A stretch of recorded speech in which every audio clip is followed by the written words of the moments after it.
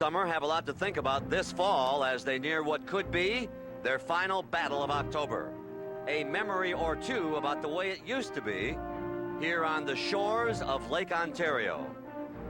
There was snow on the ground opening day, April 1977, and it wasn't until '85 that they played in the postseason. Yes, they've had some October successes, but they just couldn't get to where they wanted to be. And where boys of summer want to be is in the Fall Classic. Guess what, folks? Here they are.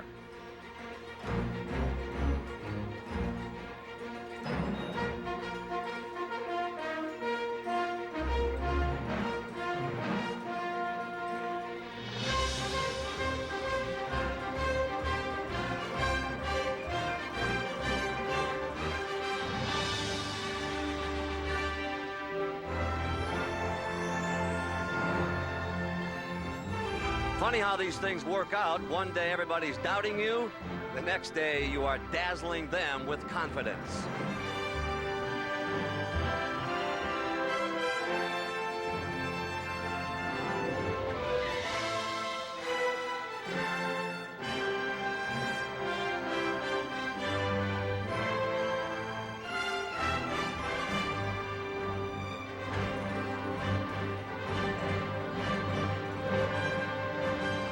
And on this night in Canada, America's most prized trophy could go to the Blue Jays. And if it does, you might hear them say, "It's about time."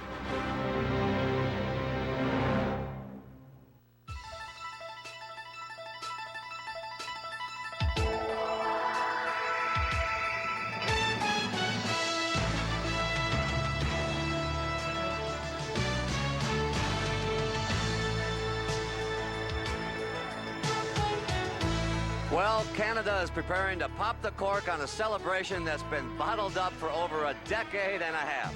With their Blue Jays perched a game away from the World Series title, the good folks north of the border are bubbling over with confidence and pride. Tonight they look to their baseball team for a victory that transcends a game and even a championship. But the pressure is clearly on the Braves. If they win, the series moves back to Atlanta. A loss tags them with that old "you can't win the big ones" label. And so how will you label tonight's emotions? Tears of joy or tears of sorrow? Give you the best ticket in the house as we bring you on into Skydome for Game 5 of this International Fall Classic. Hi again, everybody. I'm Pat O'Brien. Welcome to our CBS Sports continuing coverage of the 1992 World Series tonight. The Toronto Blue Jays are within one win of keeping this trophy. In fact, they've already picked out a spot to display it in their front office. So as we get right to work here, let's lay it right on the line for Atlanta. Only 5 teams have ever come back from a 3-1 deficit in a best-of-7 World Series. And earlier today, our Jim Cott spoke with Braves manager Bobby Cox about that. Well, you still have to play the game like a normal game, I think. You can't make too many quick hooks on pitchers or anything. You know, if they've got their good stuff, you got to let them go ahead and go with it. But we've got a full bullpen out there tonight. We may see some pitchers, but I think John Smoltz is strong enough to go ahead and carry us through at least 7 innings tonight. And our club has won more than 3 in a row before, so you know, actually the pressure's on Toronto now to hold the lead, and that's the way we felt against the Pirates. We were up 3-1, and they came back on us and darn near beat us, and that's what we need to do here. Last night's game, you had an opportunity to pinch hit for Jeff Blauser with Sid Bream on the bench. That thought ever enter your mind? Well, I've never hit for Jeff Blauser. Blauser is a legitimate hitter, and I love to see him up with men on base. He's one of the top hitters in our ball club, and, you know, lefty-righty, you go with that sometimes, but it doesn't make any difference. And Jeff hit the heck out of that ball, and I don't know to this day why Olerud was playing on the line right there. That was a game winner, and Jeff hit that ball well, and I've never pinch hit for Jeff. And our trophy, Jim Cott joins us now. Kitty, is he making the right moves in this series? Well, I think you can always look back at a manager's moves and say they were the wrong ones. It's dictated by how the players perform.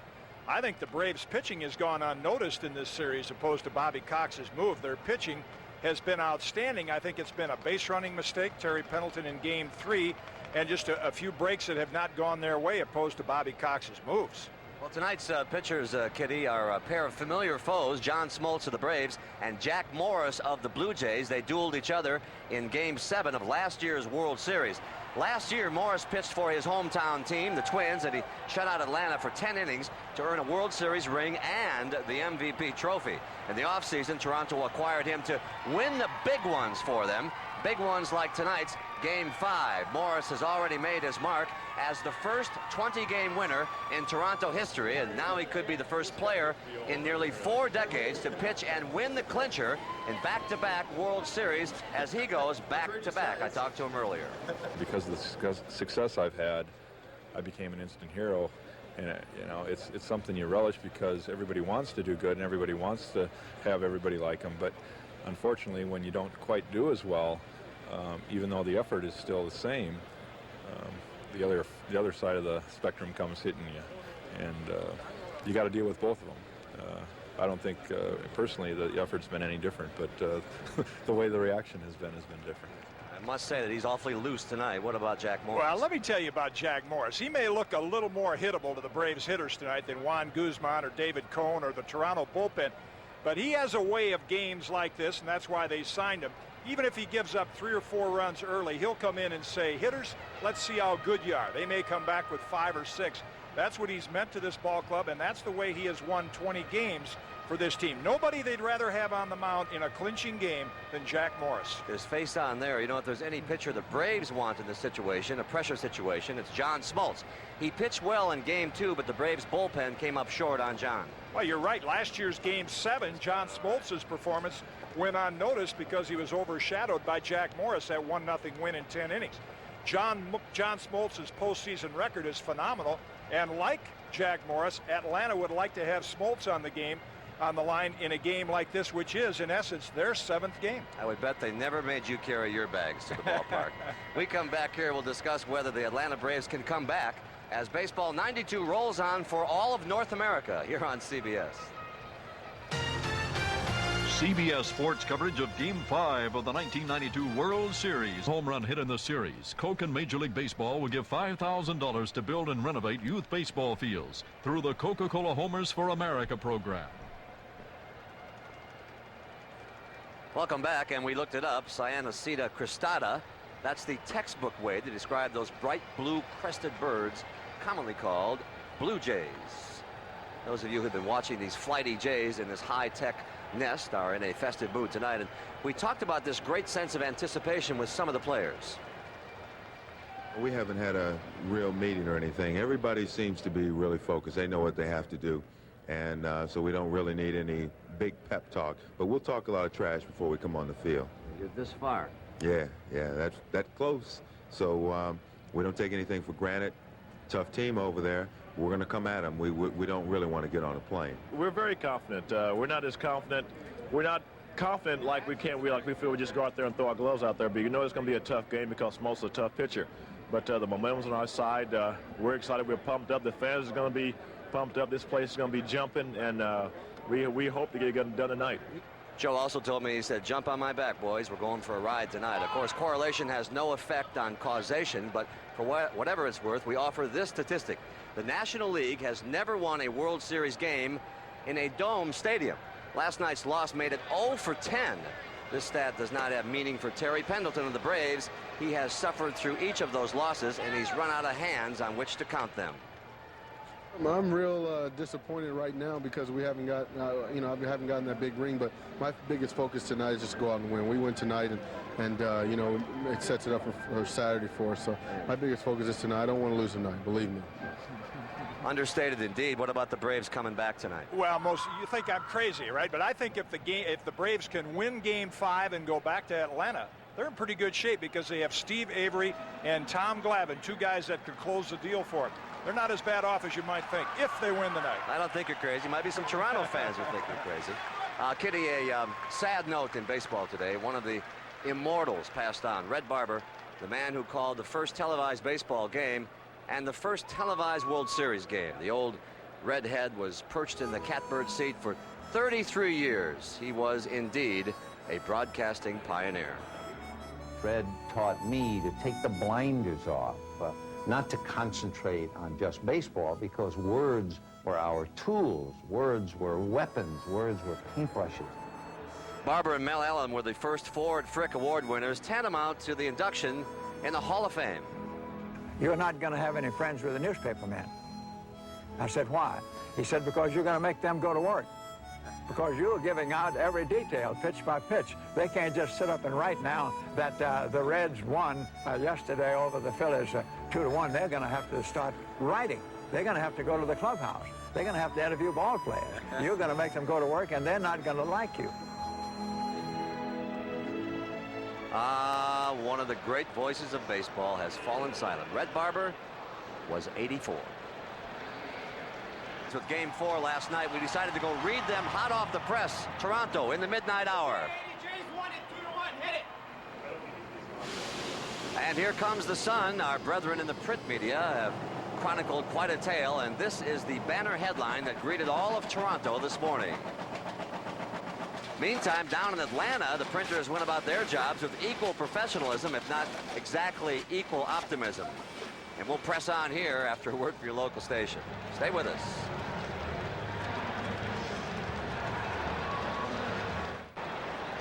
Time now for Americans and Canadians to sing their national anthems and to introduce tonight's guest artist. Here is Sky Dome public address announcer Murray Eldon.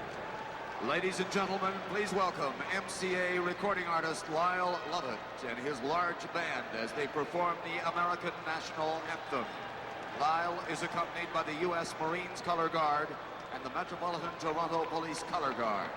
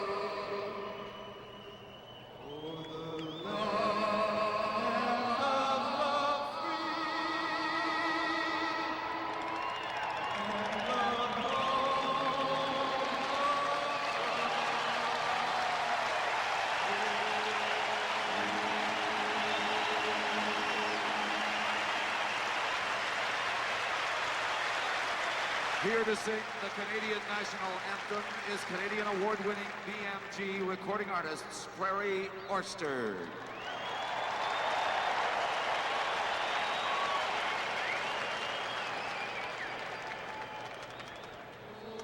Oh, Canada, our home and native land, true patriot love in all thy sons command. With glowing hearts we see right, love to grow strong and free.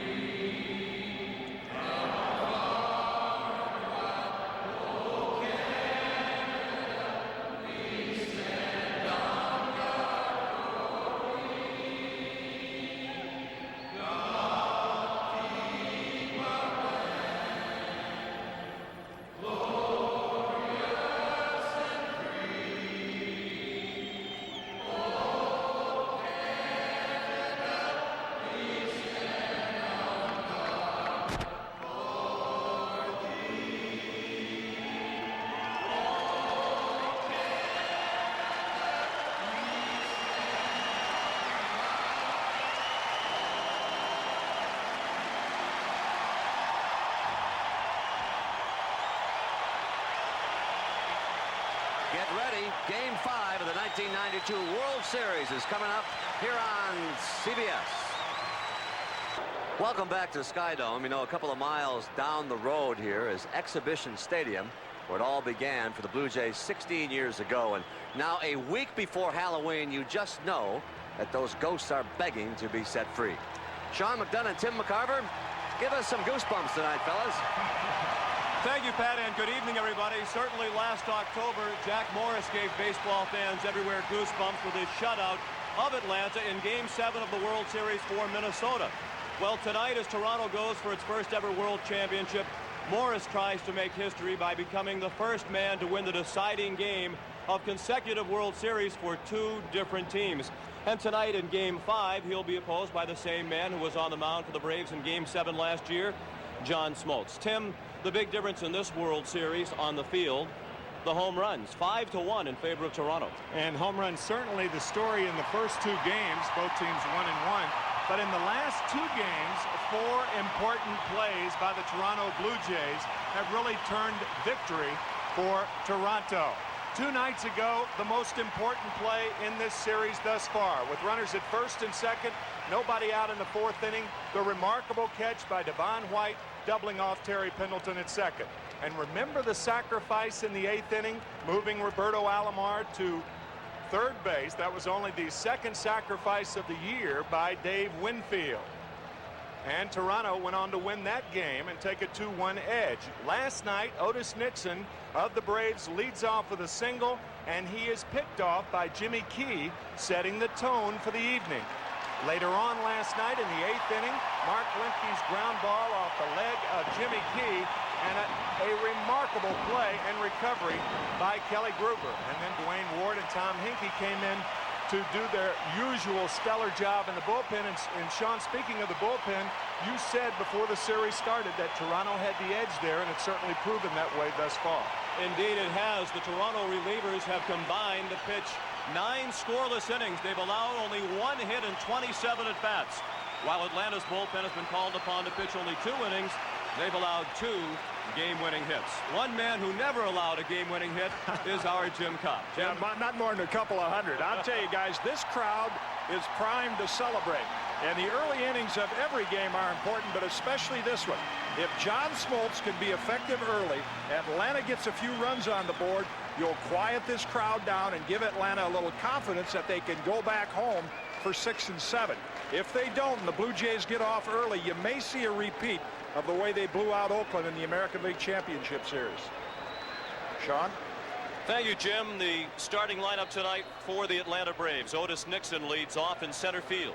Deion Sanders back in the lineup in left field. Terry Pendleton is the third baseman. Batting cleanup, the right fielder, David Justice. Lonnie Smith, the DH, batting fifth. Batting sixth at first base, Sid Bream. The shortstop, Jeff Blauser, hits seventh. Batting eighth and doing the catching, Damon Berryhill, and the second baseman, Mark Lemke, bats ninth. And the defense for the Toronto Blue Jays, Candy Maldonado will be in left field. Devon White, we mentioned his remarkable play 2 nights ago. He's the center fielder. Joe Carter, the right fielder this evening. And we mentioned Kelly Gruber's fine play last night. He'll be at third. Manuel Lee at shortstop. Roberto Alomar at second base. John Olerud will be the first baseman. And the leading hitter on either side, Pat Borders, behind the plate this evening. And on the mound, Jack Morris, who pitched 10 shutout innings against Atlanta in Minnesota's 1-0 win in Game 7 of the World Series last year. Jack was not as effective in his only appearance in this World Series. He was the loser in Game 1, victimized by the 3-run homer by Damon Berryhill in Atlanta's 3-1 win, the Braves' only win in this series. Toronto has won the last 3 games in this World Series, all 3 of them decided by 1 run. And a sellout crowd is on hand, hoping to watch Toronto deliver the first ever Baseball World Championship to Canada. Otis Nixon leads off. He's 3 for 16 in the World Series.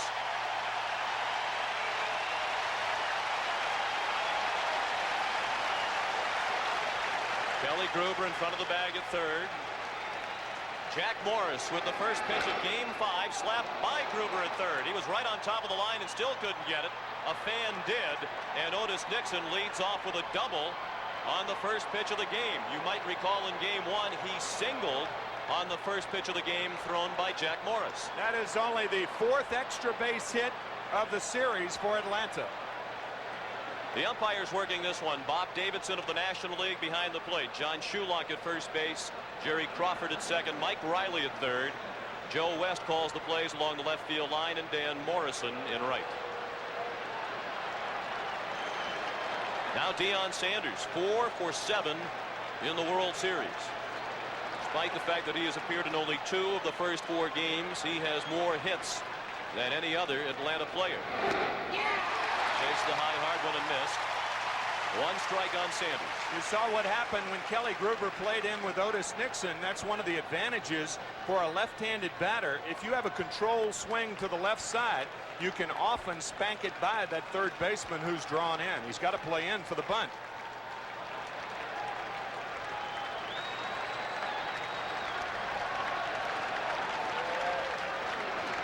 Off-speed pitch.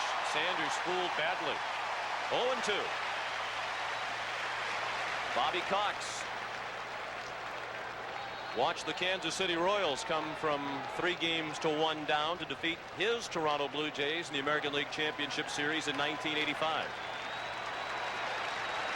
He's hoping his Braves can do it to the Toronto Blue Jays in the 1992 World Series. He also saw the Pittsburgh Pirates almost come back from a 3-1 deficit. Were it not for that remarkable 9th inning Francisco Cabrera hit last Wednesday.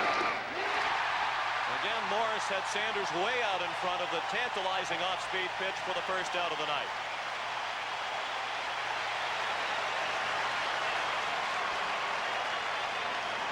One changeup, and now the split finger that goes down. And remember, Deion Sanders did not face Jack Morris in Game 1. He was not a starter. Ron Gant was. So it's all new to Deion Sanders as he fails to move Otis Nixon. Terry Pendleton, the batter.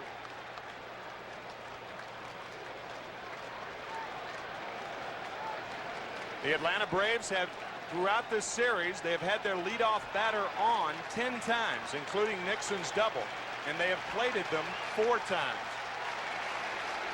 First pitch to Pendleton, a fastball for ball 1. Terry's hitting just 188. He's 3 for 16 in the series. Bobby Cox says the key members of his lineup are not slumping. It's a matter of the Toronto Blue Jays pitching very well. 1 ball and 1 strike.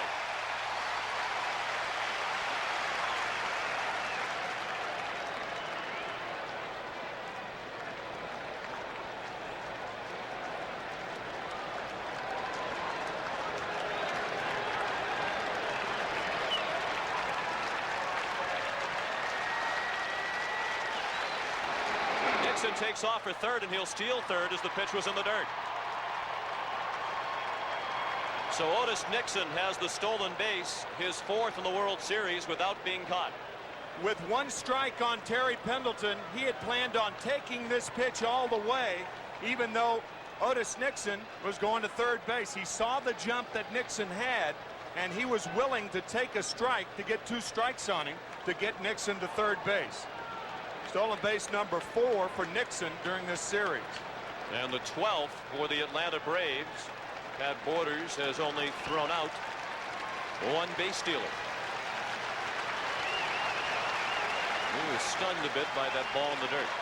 The infield is in for Toronto. With a runner at third and 1 out in the top of the first. No score in the ball game. The 2-1 to Pendleton is fouled straight back.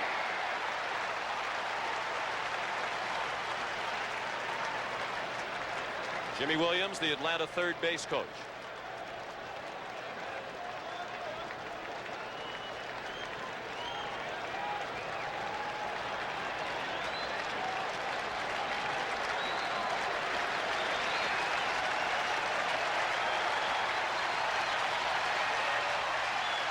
Now the 2-2 pitch. Late swing and a foul ball off to the left. With the infield in and a runner at third and less than 2 outs, the third base coach will tell the runner, make the ball go through. But you're on your own if it's a high chopper. If you can determine that the ball is going to be chopped high, then you're on your own to try to score. Another 2-2 to Pendleton. High and away. You saw David Justice on deck.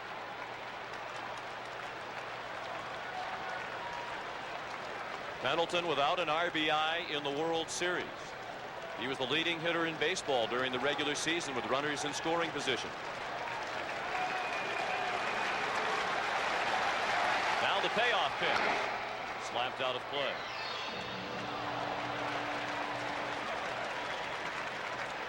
Certainly the Toronto Blue Jays have pitched very well as a staff in this series, but Jim Leland made the point in the playoffs about the need for big players to rise to the occasion in big games, and certainly in this series, batters 3, 4, and 5 in the Atlanta lineup have not, including Pendleton.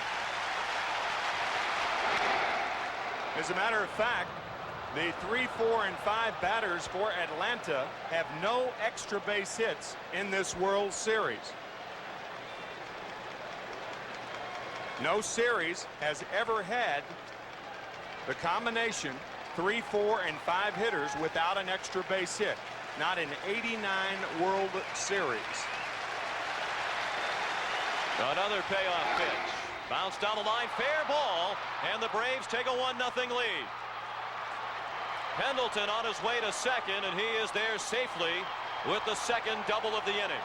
And that erases that little note, doesn't it?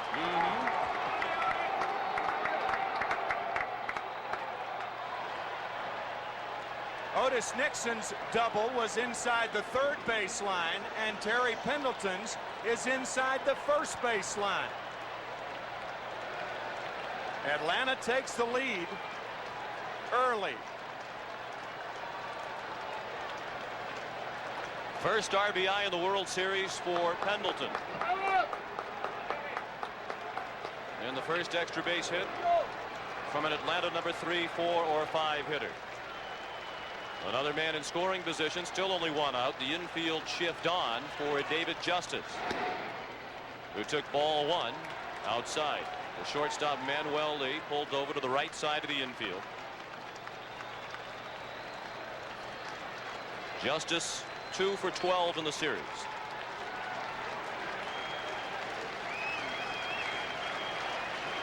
Justice has walked 4 times, more than any other player.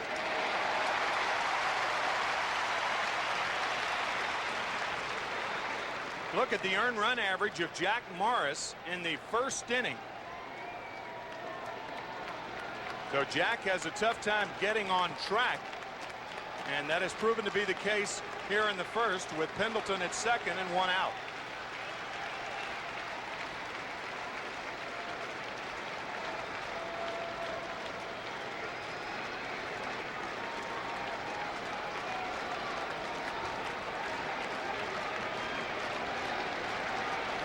The 1-1 pitch. Missed low as again Morris changed speeds. 2 balls and a strike. Cito Gaston was remarkably relaxed before the game as we visited with him in his office.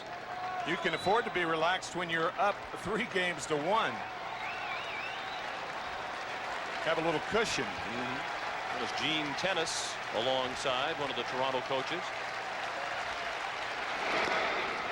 Foul tipped in and out of the middle quarters. 2 balls and 2 strikes on Justice.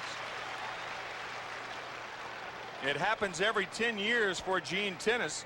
He was the most valuable player in 1972 for Oakland. He also played in the World Series, a winner for the St. Louis Cardinals in 1982, and he's back as a coach here in 1992. 1972, Johnny Bench said the Cincinnati Reds didn't even have a scouting report for Gene Tennis. He was such an obscure player, but he was forced into action and hit home runs in his first 2 at-bats, the only player in World Series history to do that. Jack Morris trying to make World Series history himself tonight. The Braves lead 1-0. We're in the top of the first, and Justice strikes out on the fastball. Second strikeout in the inning for Jack Morris.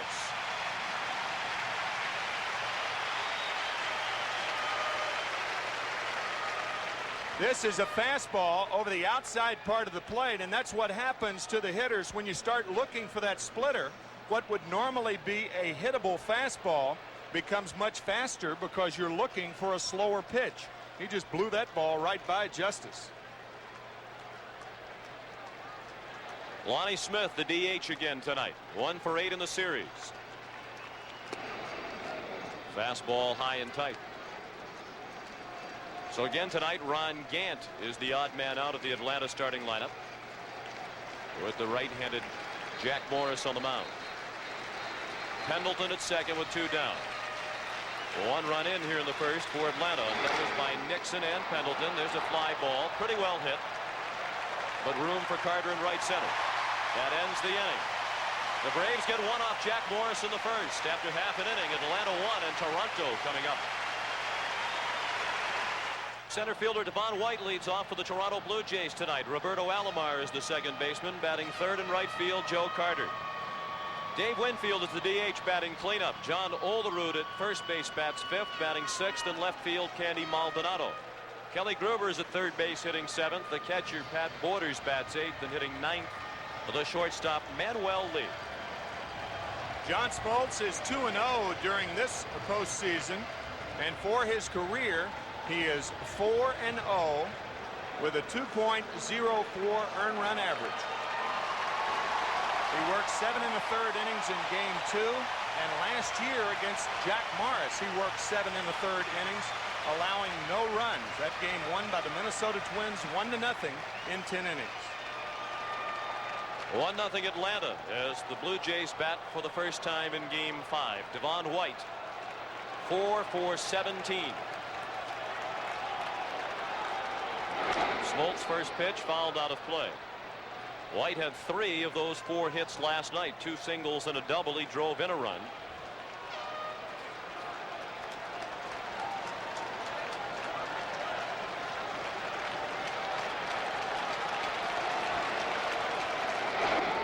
Off-speed pitch this time. Smoltz missed low, 1-1.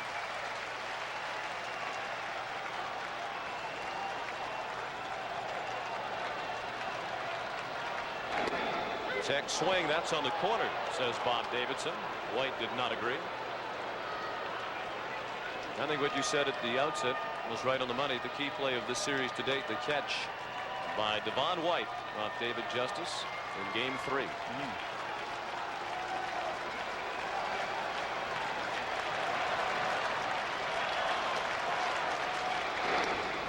2 balls and 2 strikes. Smoltz with a perfect 4-0 record in postseason action. He's one of 8 pitchers in Major League history who are undefeated in postseason play with at least 4 wins. Lefty Gomez with the best record along those lines at 6-0.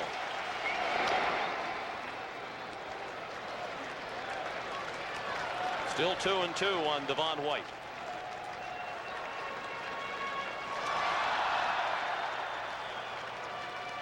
Smoltz just 25 years old. He's from Detroit.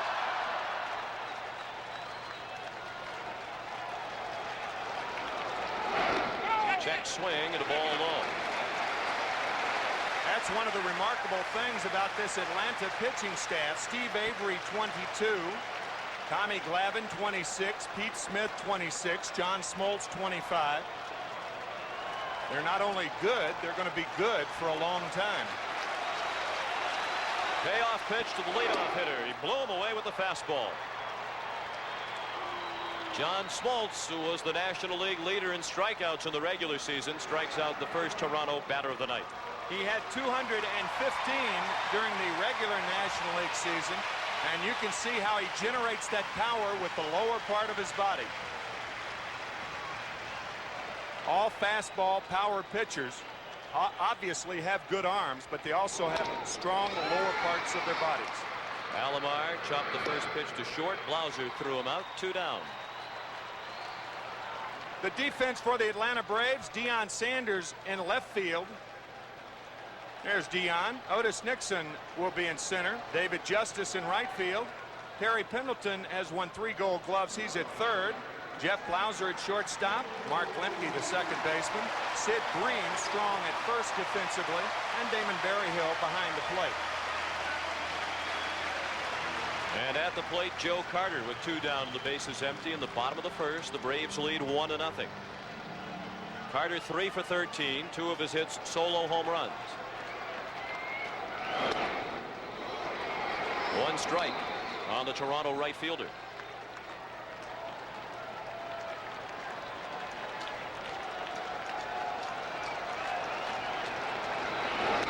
One of the things that impresses you about Atlanta's young pitching staff as well is their athleticism. Glavine, an outstanding hockey player, an excellent fielder. Smoltz was an all-state basketball player in high school at Waverly High in Lansing, Michigan.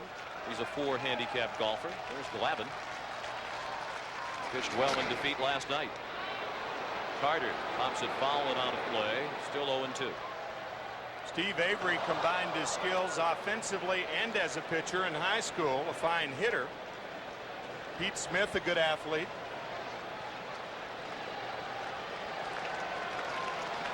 Matter of fact, Pete Smith tells the story of the only time in high school that Smith and Glavine pitched against each other, 2 highly touted prospects. They expected a pitcher's duel in the local area. The game wound up 7-6. They each claimed that they had a couple of hits against the other.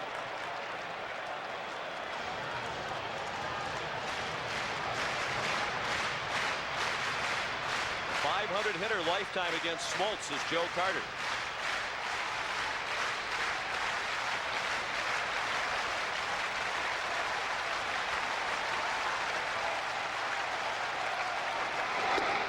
On the corner, strike 3. And Bob Davidson, the home plate umpire, has shown a rather liberal strike zone here in the first inning. After last night with Dan Morrison behind the plate, Jim Cott talking about how you had to throw the ball over the plate. Well, a more liberal Bob Davidson behind the plate tonight. Well, you can find just about anything that you would like to eat or drink at the Sky Dome, including Italian ice. Atlanta batting in the second. With a 1-0 lead, a late swing for strike 1 by Sid Bream. Bream back in the lineup tonight and 3 for 8 in the series. He'll be followed by Jeff Blauser and Damon Berryhill. Atlanta scored a run off Jack Morris in the first on doubles by Otis Nixon and Terry Pendleton.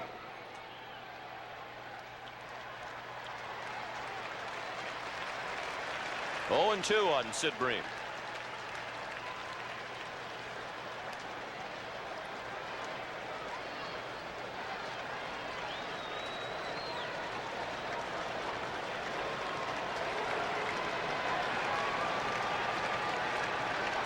Saw that banner in the background. God used a Blue Jay to unite Canada. It's possible. Bream into center field. It's caught by Devon White.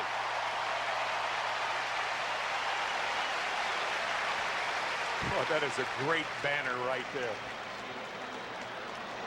We've seen a lot of them both here at the Sky Dome and also in Atlanta. All 10 provinces and 2 territories are watching in tonight. You can bet on that. Jeff Blauser, the batter. Popped out of play. 1 strike on the Atlanta shortstop, who's only 2 for 15 in the series. But despite those numbers, Bobby Cox says he never pondered pinch hitting for Jeff Blauser in the 8th inning of last night's ball game when he grounded out for the final out of the inning with 2 men in scoring position and with the Braves trailing 2-1. He says, I've never hit for Jeff Blauser. One of the interesting things about that at bat, he grounded out to John Olerud. Bobby Cox was saying, what was Olerud doing on the line? Cito Gaston saying because Olerud is a left-handed thrower and the glove is toward the hole, he favors the line. And there's John Olerud. By the way, that was the first time that Jeff Blauser grounded out in 3 months to first base. 3 months. So he does not hit a lot of balls on the ground to the right side. 2-2 on Blauser. Damon Berryhill on deck. 1 out in the top of the second. 1-0 Atlanta.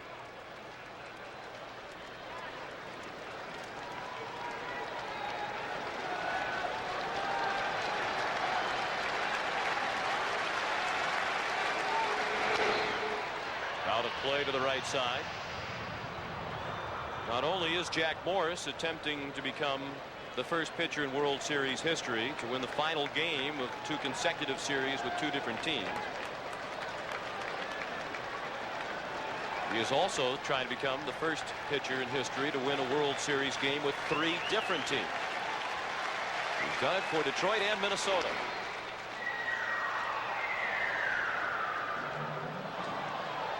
Allie Reynolds, the last to win 2 consecutive clinchers. He did it in 1952 and 1953 for the Yankees. Lefty Gomez, you mentioned him earlier, 6-0 in World Series play. He did it for the Yankees in 36 and 7, and Art Neff in 21 and 22.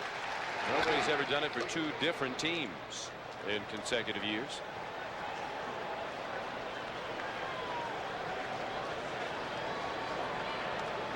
Morris won 21 games for Toronto in the regular season. And he won the MVP honors last year in the World Series with the Twins.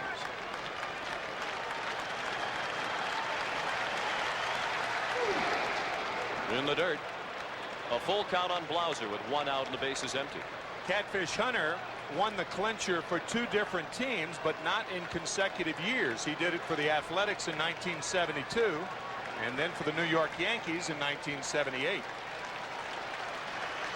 Well, it's good that you said that, because people watching tonight might have been thinking, wait a minute, what about Catfish Hunter? But it wasn't in consecutive years. Blauser strikes out.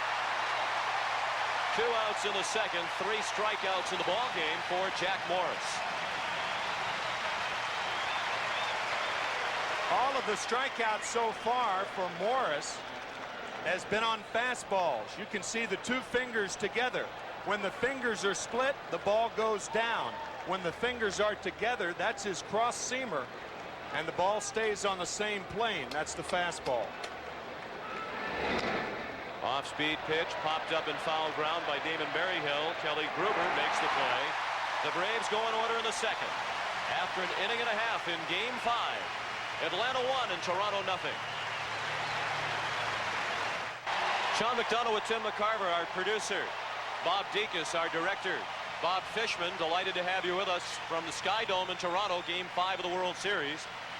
Led by Atlanta at the moment, 1-0, as Dave Winfield steps in to begin the bottom of the second. John Smoltz worked a 1-2-3 first while striking out 2. Winfield takes a fastball for a strike. He's 3 for 13 in the series. He's still looking for his first ever World Series extra base hit.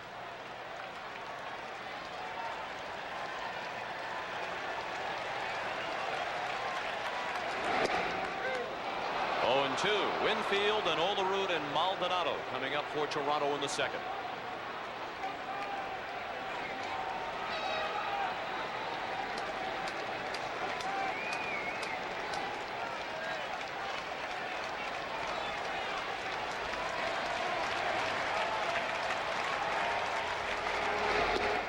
Check swing at a breaking ball.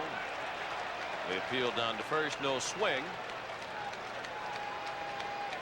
Nobody in the major leagues has more plate coverage than Dave Winfield. That's why he stands way back in the box, way away from the plate. At 6'6" with long arms, he can go out and handle that outside pitch, even though he is a long way from the plate.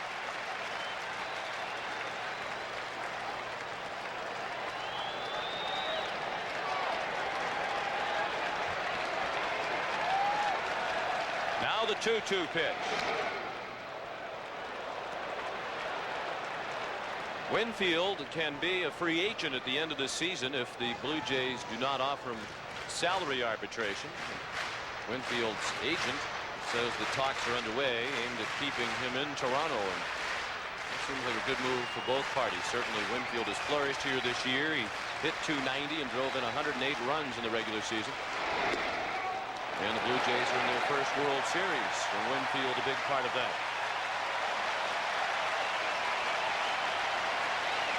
The full count now as Smoltz works to Winfield.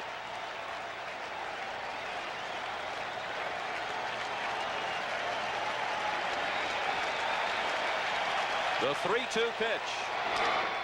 Line to center field. Nixon on the run makes the catch.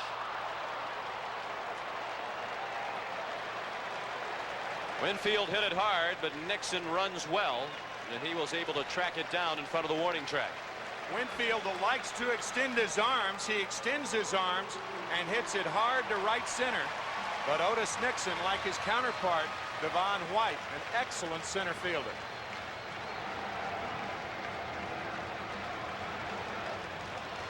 Now John Olerud. Fastball missed for ball one. Olerud 2 for 10 in the series.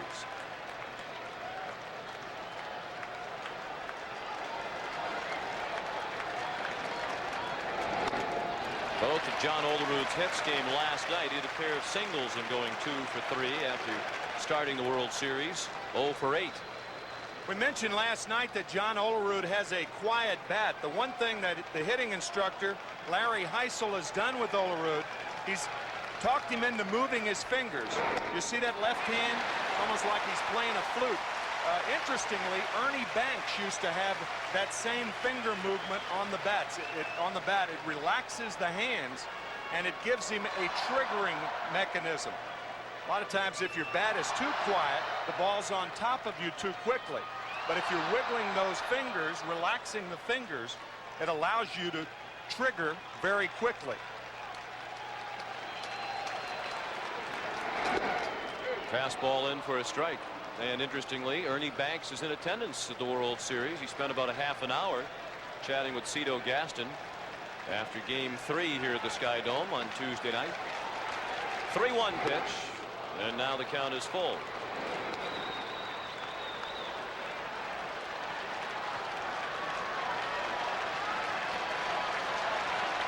.95 miles per hour. The last fastball from Smoltz. Now is 3-2. Soft line drive, and that drops in center field. So the Blue Jays have their first hit of the night, and John Olerud has his third consecutive hit dating back to last night. In Game 3, with Jeff Reardon on the mound, the count, no balls and 2 strikes to Candy Maldonado, and the base is loaded. And a drive over the head of Otis Nixon wins it for Toronto. And they go up 2-1, and they win last night. And they need one more victory to win their first World Championship ever. That hit, the only hit in this series for Maldonado. He's 1 for 11. Tying run at first for Toronto with 1 out in the bottom of the second. The Braves lead 1-0. Smoltz misses low and away. Olerud is not a very good runner at first, and Bream is playing a little bit behind him.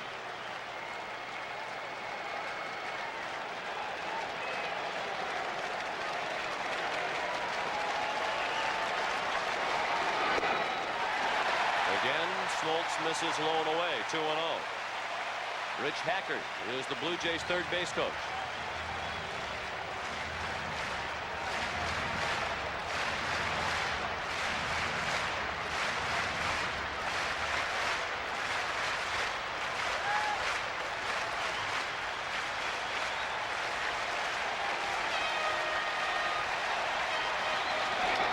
Late swing and a foul ball out of play to the right. When you hit a 2-0 pitch the other way, that means you do have a tendency to hit the ball the other way. And sure enough, Maldonado is not strictly a pull hitter. You can see that his hits are distributed rather fairly the other way also.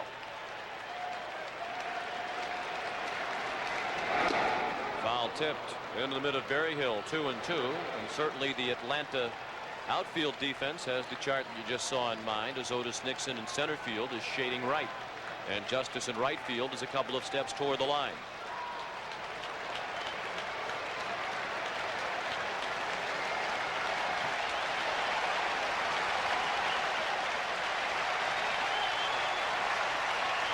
The 2-2 from Smoltz. Fastball, and Maldonado laid off it. Smoltz has faced 3 batters here in the second and has gone to a full count with all 3 of them. Well, you have a strikeout pitcher in John Smoltz, a strikeout hitter in Maldonado, a slow runner at first. I don't think he'll send him here. Olerud does not run, and Maldonado takes ball 4. The first walk issued by Smoltz.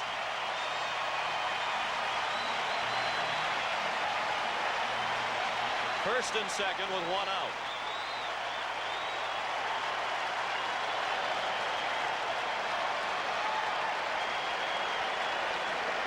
Kelly Gruber, the batter.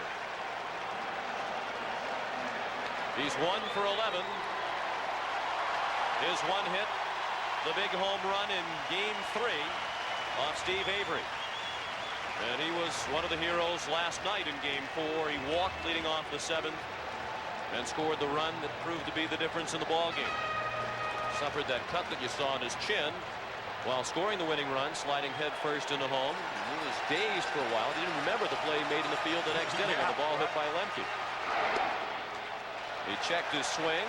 No swing, says American League umpire John Shulock down at first.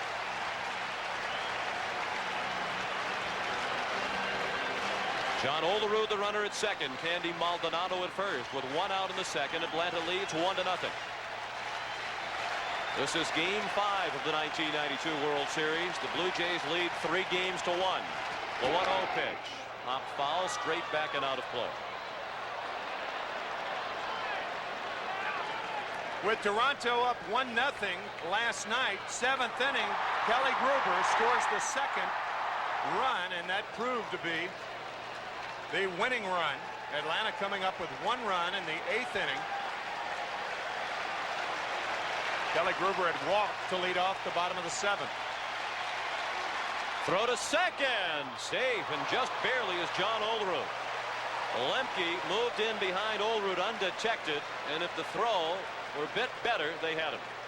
Bit better meaning down. That throw was high like a lot of Smoltz's pitches. Had that throw been down, Lemke would have applied the tag. You see how far he had to go, and that allowed Olerud to get back in safely.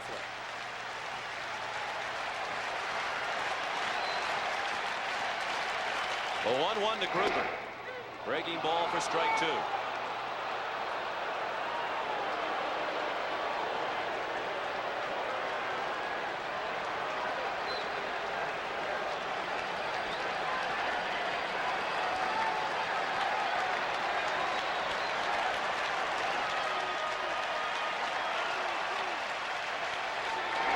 Struck him out with the breaking ball. That's the second out of the inning and the 3rd strikeout already for John Smoltz. He started Gruber off with a slider, and he finishes him off with the slider.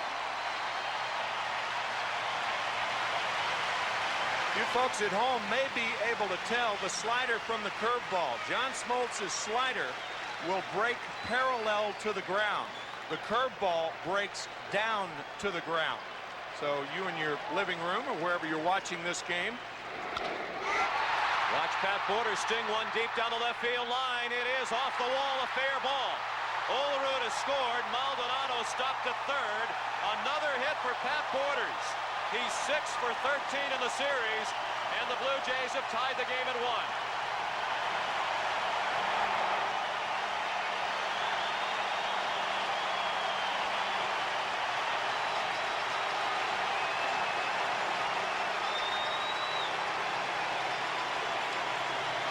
No way to hit this pitch unless you're looking for it. You see how far John Smoltz missed with that fastball. Berryhill setting up outside, and the pitch was inside. A 1-1 ball game. The hits even at 2 apiece. The RBI, the second of the World Series for Porters. He has to be a leading candidate for MVP honors in this World Series, should Toronto go on and win it. Manuel Lee took a strike. He's up with 2 outs and runners at 2nd and 3rd. He's just 1 for 12 in the World Series.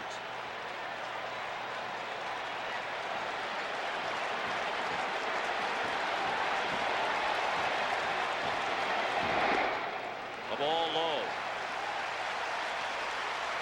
Lee's only hit was a single in Game 2. It came off John Smoltz. He's 0 for 7 since then. Batting from his stronger side of the plate. He fared much better from the left during the '92 regular season. 2 hits and a walk off Smoltz in the inning. Lee lines to third. Solidly struck, but into the mid of Pendleton to end the inning. After 2 in Game 5 of the World Series, the Braves and Blue Jays tied at 1. Far, Damon Berryhill moves his glove on the pitch to Pat Borders. I mean, John Smoltz missed with that fastball a lot, and he paid for it. As a result, the game tied at 1 as the Braves bat in the third. Number 9 hitter Mark Lemke, 2 for 13 in the series.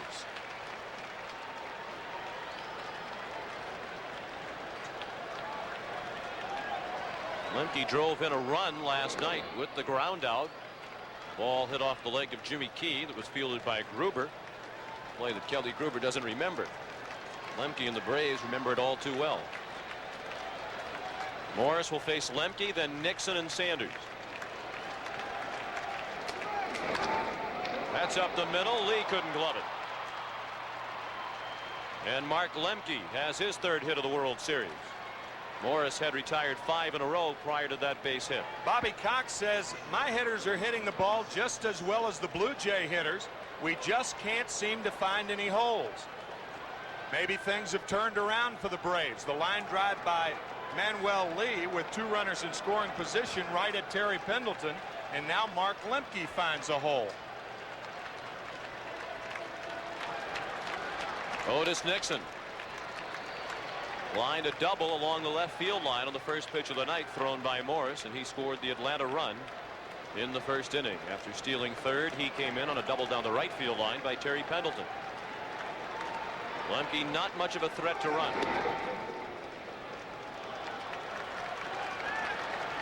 Otis Nixon from Evergreen, North Carolina, and there is the sign that was erected last Saturday in his honor. 650 people. You gotta love it. Jimmy Williams through the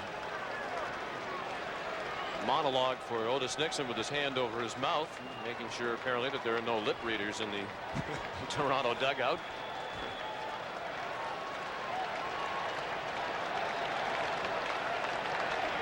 One and 0 the count. Morris has given up 3 hits now through 2 innings plus.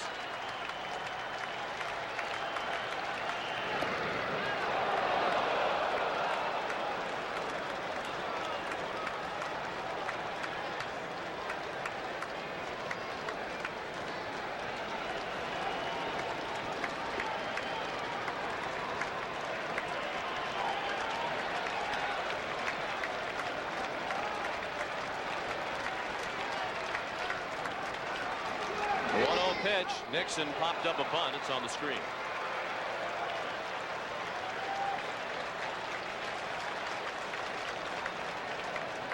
With Nixon, it's either or. With a runner on first base and nobody out, when he puts a bunt down, it is not necessarily a sacrifice because of his speed.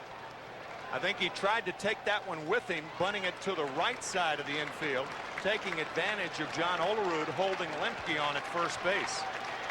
See if he does it again. He does turn to bunt. Took a fastball inside for ball 2, 2-1.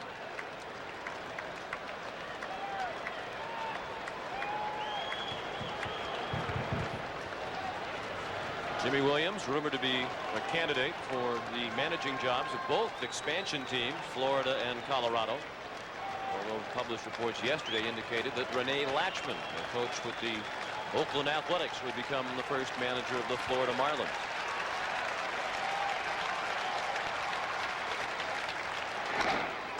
To short. Lee has to go to first to get Nixon by running step. That's the first out of the inning. Lemke to second, and here's Jim Cott. Well, it's apparent that the Braves are trying to follow Bobby Cox's advice. I asked him, your hitters have now seen Jack Morris 5 games in the postseason. Anything you can attack him with differently? And he said, we swing at too many pitches off the plate. Inning 1, they were patient. They scored a run. Last inning, Bream and Berryhill again chased pitches out of the strike zone, and they had a 1-2-3 inning. And Deion Sanders chased a couple of bad balls his first time up there. while striking out swinging. 1-1 the score in the top of the third. Lemke at second with one out. Sanders chops one to second. Alomar throws him out. If Sanders' foot is bothering him, you wouldn't know it by the way he ran down the line. He made that a very close play on a routine chopper to second. And Dion doesn't appear to be limping as much tonight when he's walking out to his position as he was 2 nights ago when he started and went 3 for 4. And the minute I'd said that, he started limping more. Of course. Been limping on cue of late.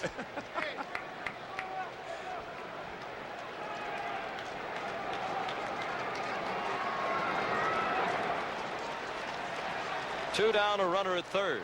The Braves trying to reclaim the lead in the third inning. Terry Pendleton drove in the Atlanta run with a double down the right field line in the first inning. Off speed and high, 1-0 on the Atlanta third baseman.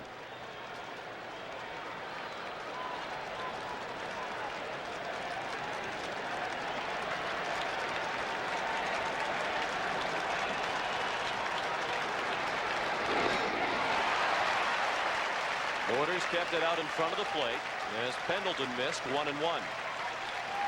Jack Morris with 9 wild pitches on the season, 1 in the World Series, and a fine play by Pat Borders.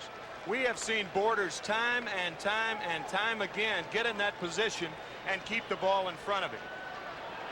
He has just had a terrific World Series all the way around. And the postseason is grueling for all concerned with games on consecutive nights. The only off days are travel days between cities.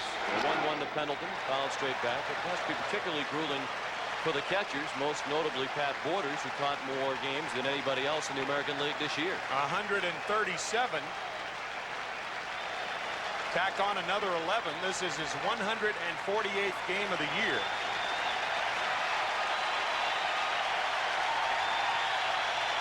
The crowd hoping for the strikeout.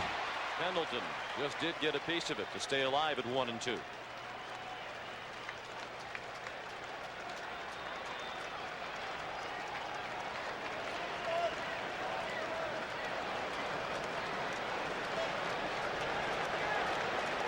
Bobby Cox told us that Terry Pendleton is one of those hitters who fares better after he's seen a pitcher a couple of times. Certainly that's true of most hitters, but Cox said it is particularly true in the case of Pendleton.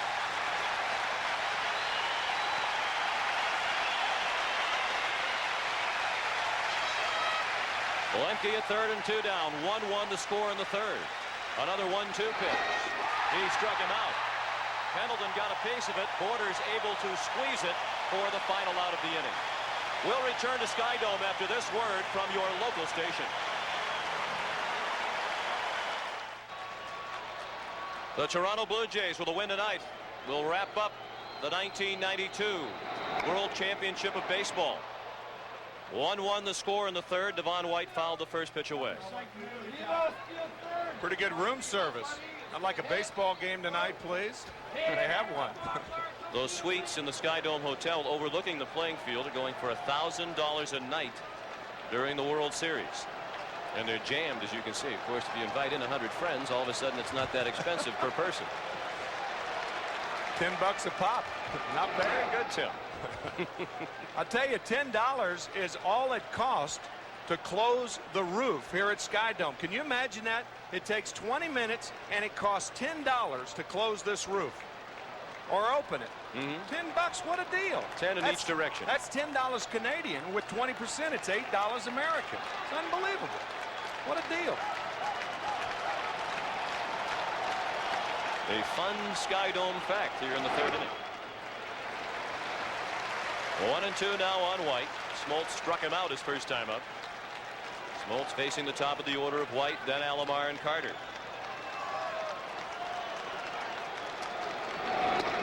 Check swing at a ball high. 2-2.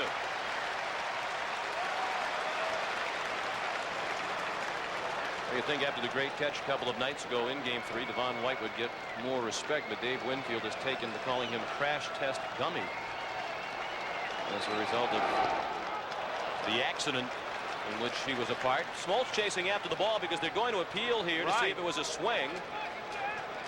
He wants Bob Davidson to appeal. Third base umpire Mike Riley has yet to call anything. Well, Bob Davidson is hollering in at the Atlanta dugout. Finally, he did point down to Mike Riley, and Mike Riley said no swing. And John Smoltz didn't want the ball to roll into the dugout. That was very close to a swing. The one thing you don't want to do as a runner, you don't know how far it's going to go away from the catcher, so you don't want to break toward first, because then the chances of you getting the call are slim. He looked like he could have gone around on that swing, however. From 0-2 to 3-2. White with a high fly ball, medium range center field, Otis Nixon. 1 out in the third. We understand that former baseball commissioner Fay Vincent underwent 4 hours of back surgery today, and that he's doing well, and all of us at CBS want to extend our best wishes to Fay Vincent.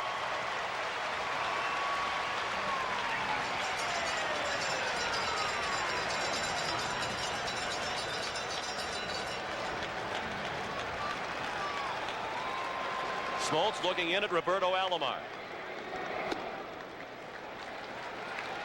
Robbie bounced to short his first time up. 1-1 the score in the bottom of the third. 1 out and the base is clear.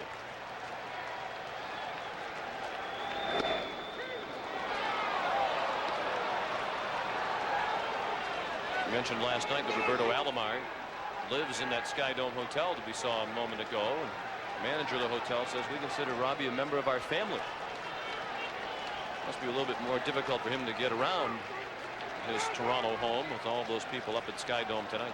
Robbie Alomar does not consider Bob Davidson, however, a member of his family. He's complaining about that pitch inside, and you rarely see Alomar complain this much. That was a close pitch right there. Before that fastball from Smoltz outside on a strikeout earlier, but that pitch could have had the corner. And Bob Davidson, to his everlasting credit, admitted that he missed the call on the catch by Devon White, the tag at second base that would have been the completion of the triple play. More umpires admitted their mistakes, there would be fewer prolonged arguments on the field. They don't make many, that's for sure. And the count is full now.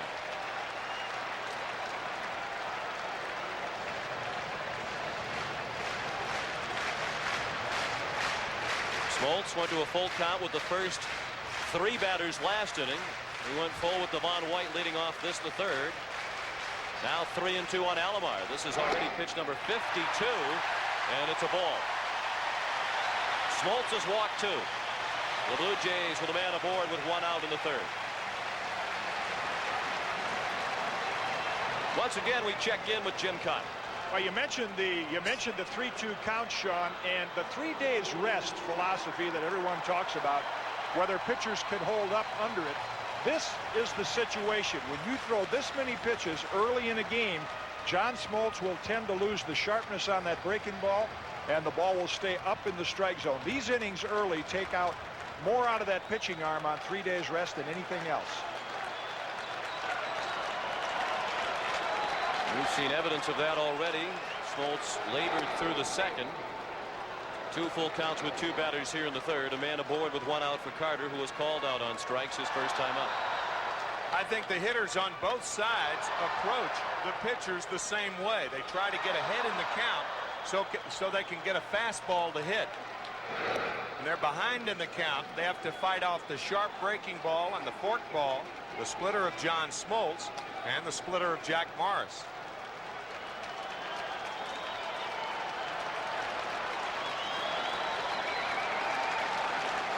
Alomar stole 49 bases during the regular season.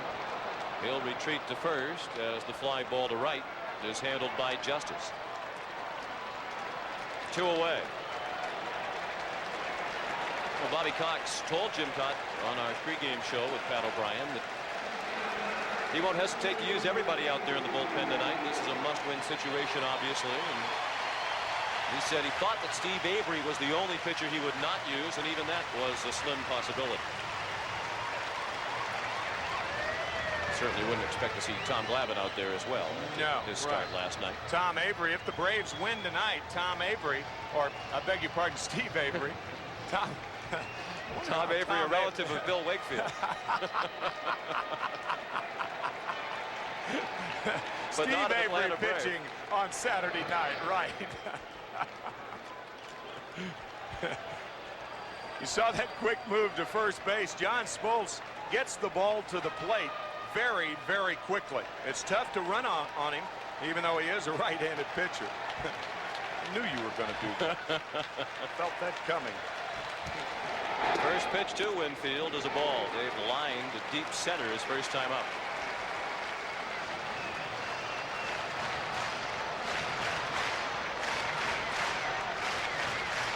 Alomar perfect 9 for 9 in the postseason. 7 for 7 in postseason play this year, including 2 for 2 in the 1992 World Series. And he is approaching the record of Ron Gant. Of course, Gant's record is still intact. He's a perfect 11 for 11, but not in the lineup tonight. 1-1 the score with 2 down in the bottom of the third. You can see that pattern that Smoltz has. Quick throws to first base, quick throws home. He is very, very difficult to read. Only 11 stolen bases this year in 18 tries against him.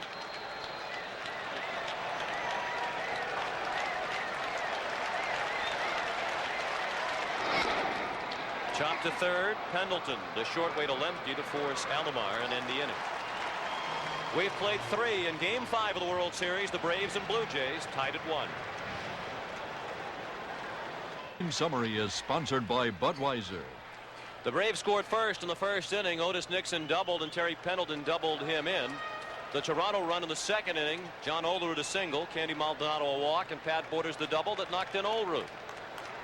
So it's 1-1 as we go to the fourth. And David Justice looked at ball 1. He struck out swinging back in the first. He'll be followed by Lonnie Smith and Sid Bream. I'll tell you, if the Braves can hang on long enough, David Justice is going to get his hits. He has been swinging the bat very well, just missing a lot of pitches. The shift on again. 3 infielders on the right. That's deep to right. No shift will take care of that one. Nearly into the second deck for David Justice. His first home run of the World Series, and Atlanta is back on top 2-1.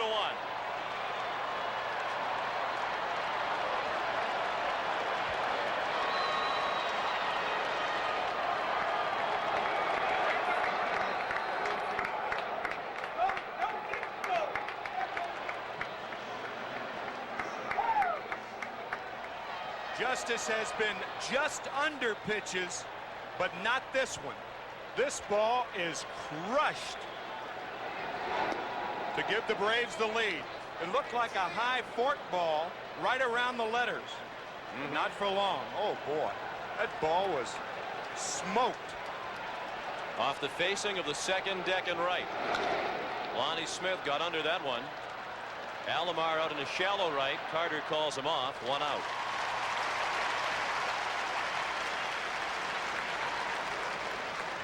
Justice had 2 home runs in the league championship series against Pittsburgh. You mentioned that Bobby Cox had pointed out he was just missing, getting under them. We got all of that. So the Braves lead for the second time. They've led 1-0 and 2-1. And with 1 out and the bases empty in the fourth, Sid Bream stands in. He was out on the fly ball to center, leading off the second. How close has this series been? Neither team has enjoyed a lead rather, of more than 2 runs at any time in this series.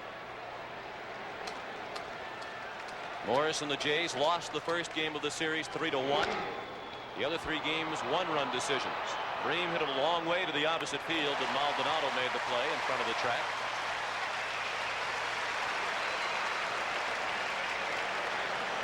The 2 pitches to David Justice. The first pitch, a splitter low. And the second pitch gives the Braves the lead.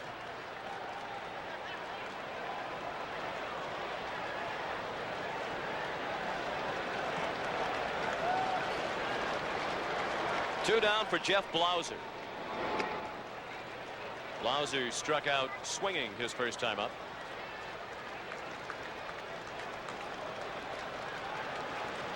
This is, by the way, only the second time in the last 75 years that a World Series has lasted 4 full games plus without either team ever having a lead of more than 2 runs.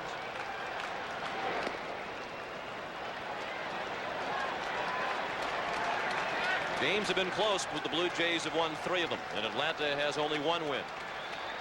They need a win tonight against Cito Gaston's ball club to send the series back to Atlanta for games 6 and 7.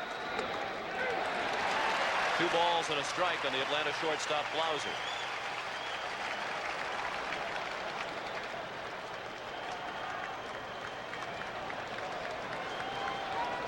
The Justice homer, only the second for Atlanta in the World Series. Toronto has hit 5. In the hole, base hit. Gruber was playing close to the line, and Blauser bounced it through for just his 3rd hit of the World Series. What does Jack Morris throw? Well, he throws the fastball. You notice how he uses the seams for leverage to throw it harder. He uses the splitter. That ball has a tumbling motion when it faces the hitter, going down. And he uses the slowest of his pitches, the palm ball, and aptly named, as you can see with that grip.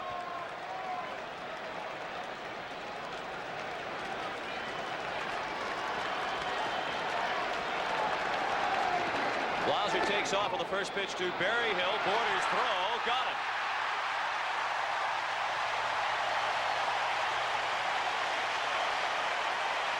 Well, now Pat Borders can do absolutely no wrong.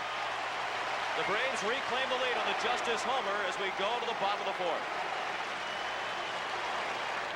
Atlanta leads 2-1 thanks to the home run by David Justice in the top of the 4th. John Olerud sends the first pitch of the bottom of the 4th back to the screen. That's a Blue Jay right there. I would say she's definitely cheering for the Blue Jays.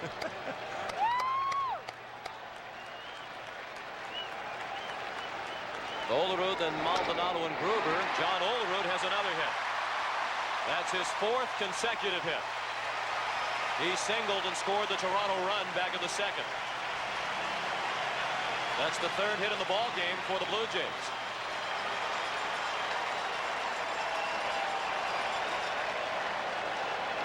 You can see John Smoltz angrily throwing the ball down. This splitter just hangs up in the strike zone. And John Olerud, who has scored the only run for the Blue Jays, opens the 4th with his 2nd hit.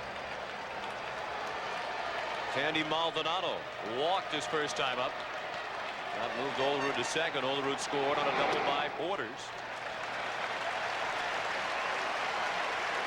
1-0 on Maldonado.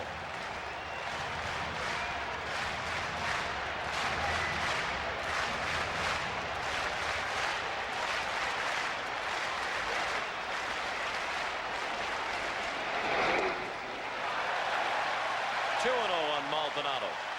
See, Smoltz is starting to fall behind in the count. In game 1, he was throwing first pitch strikes, or his first start. That was game 2.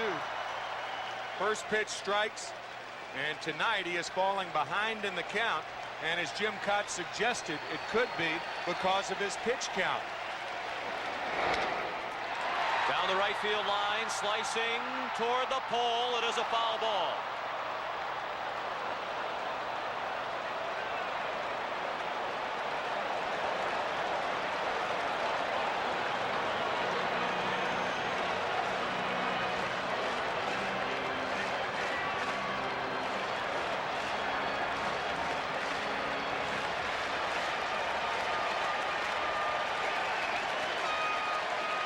Pitching coach Leo Mazzoni chomping on the gum alongside Bobby Cox. 2-1 is high, 3 balls and a strike. We're in the bottom of the 4th. Atlanta leads 2-1. The Braves are out hitting the Blue Jays 5-3. Maldonado at the plate with a count of 3 balls and a strike, and John Olerud is the runner at first. Again, Bream plays a little bit behind him. Kelly Gruber is on deck. The 3-1 pitch. Fouled out of play, first base side.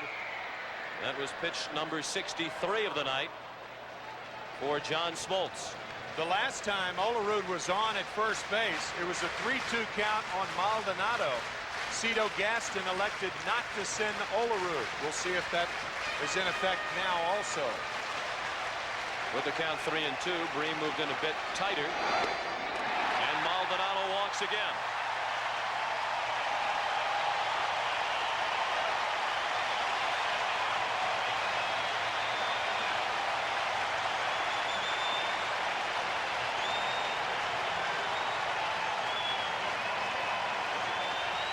Sid Bream, Damon Berryhill, Terry Pendleton, all at the mound.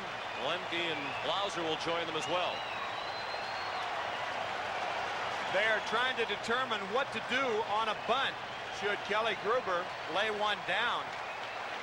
I think when you have a one-run lead, what you try to do in this situation is make sure you get the one out, even at the expense of bunting the runners over at second and third. If you mess up the bunt play, that's going to lead to the big inning.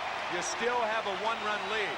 So I think Atlanta will be conservative in this bunting situation if Kelly Gruber indeed bunts. You would think that would be the play with the problems that Gruber has had. He's 1 for 12 in the series, including a strikeout tonight.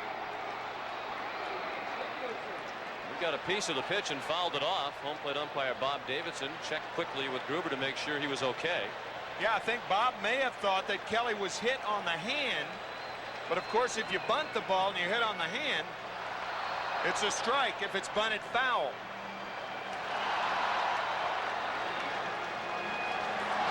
Came very close to hitting the right hand of Kelly Gruber. Gruber only sacrificed once during the regular season.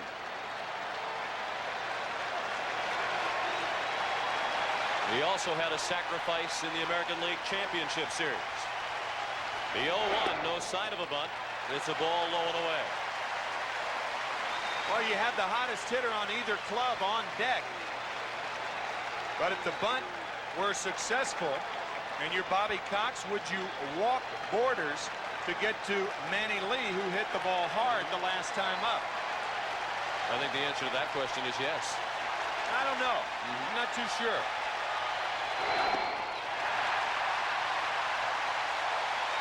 Two balls and a strike. One thing is for certain, John Smoltz is not on top of his game tonight. Pete Smith and Charlie Liebrandt warming up here in the bottom of the fourth inning. When he is on, he can dominate. But after 1-2-3 first inning, Smoltz has labored since. 2 men on, nobody out. The 2-1 pitch is popped up. Berryhill back to the screen. Without a play. Our cameraman had a play, as you might have heard.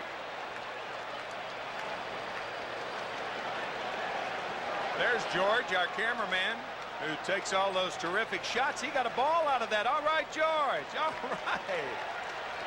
World Series ball. Now, George, be honest, did you catch it? No. Picked it up off the ground. Sure he did. He was ducking like I'd be if I were in that position. Believe us, we know. Yes, sir.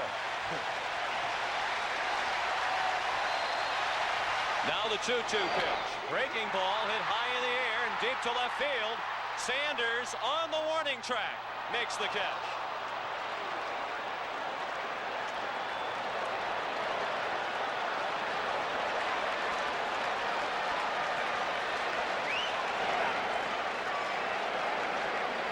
One out.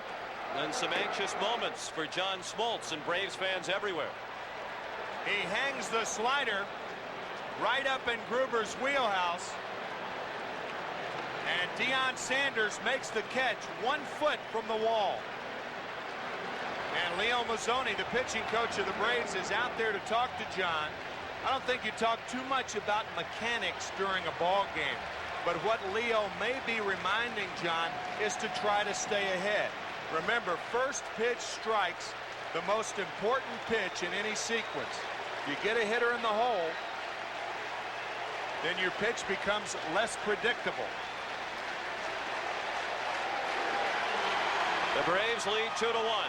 Toronto with runners at first and second and one out in the fourth inning for Pat Borders, who drove in the Blue Jay run in the second with a double off the wall and left.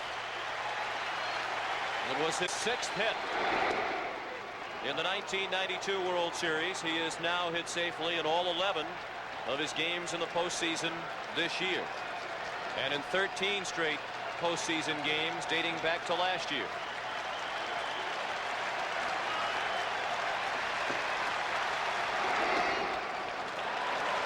Again, Smoltz missed the mid of Berryhill. He had to move significantly to his left to field it. We've seen that a lot tonight. John Smoltz control off target. The 1-1 pitch. That one wasn't close. 2-1.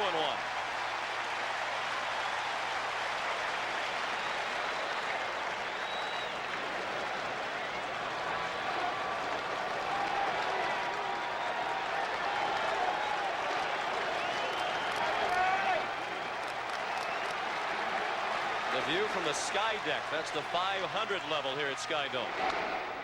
Borders off the end of the bat and foul. 2-2.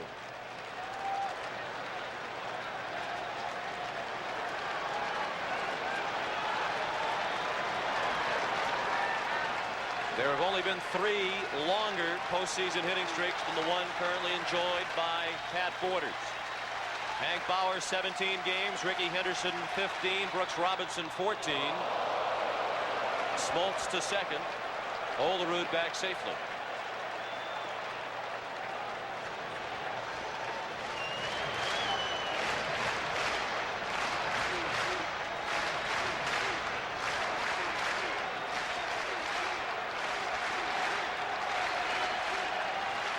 The 2-2 pitch. Through the middle, base hit. Olerud does not run very well. He's being waved in. Nixon's throw offline. 2-2 the score.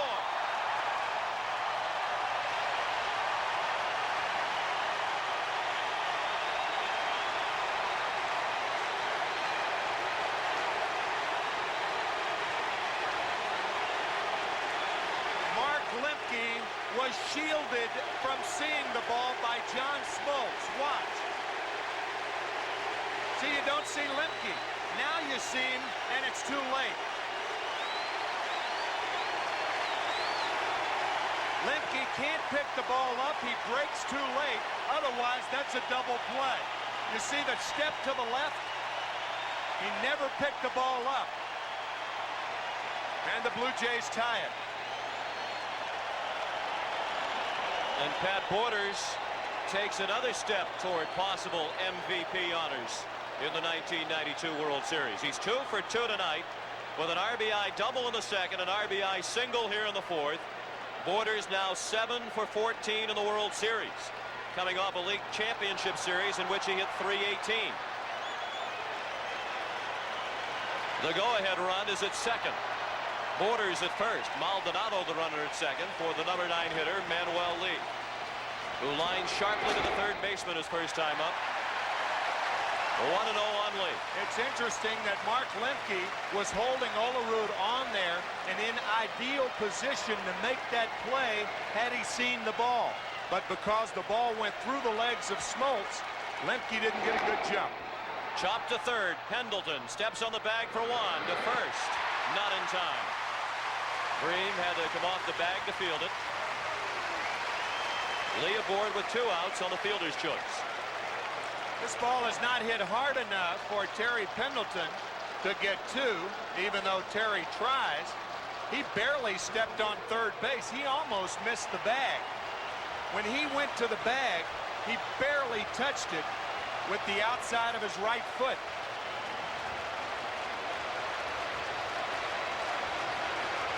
I mean, that is very close. He almost missed the bag if he touched it. Looked like he did with the toe. With just barely. Close. Good thing he's a size 9. Devon White. Instead of a size 7. I'll tell you, he is very close to missing the bag right there.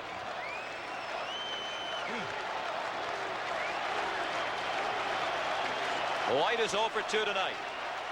He is struck out and flying to center. 2-2 the score on the bottom of the fourth.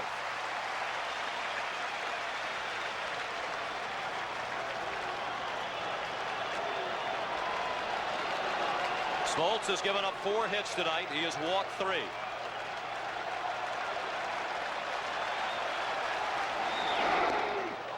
Good change of speeds. White out in front of it. 1 ball and 2 strikes.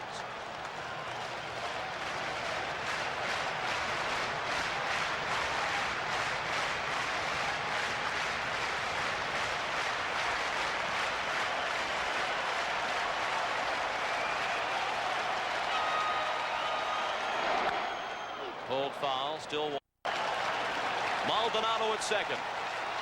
Porter's at second, rather, and Lee at first. Maldonado was erased at third on the force out. And now the 1-2. Check swing. Did he swing? Yes, says Mike Riley. That ends the inning. It's the 4th strikeout of the night for John Smoltz. After 4 innings, 2-2 the score. From Game 5, 1956. Gets the sign. 2 strikes and a ball to Mitchell with 2 away in the top of this 9th inning. Larson looks in. Here comes the pitch. Strike 3. A no-hitter, a perfect game for John Larson. The called 3rd strike on Dale Mitchell. Capped Don Larson's perfect game performance. Game 5, 1956. Yogi Berra was the catcher. The Atlanta catcher, Damon Berryhill, at the plate. He fouled out to the 3rd baseman Kelly Gruber his first time up.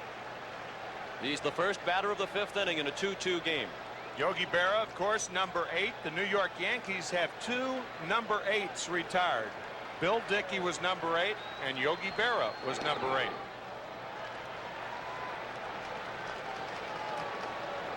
Two great catchers there. I want to know when we're going to get around to some great Tim McCarver moments from World Series gone by.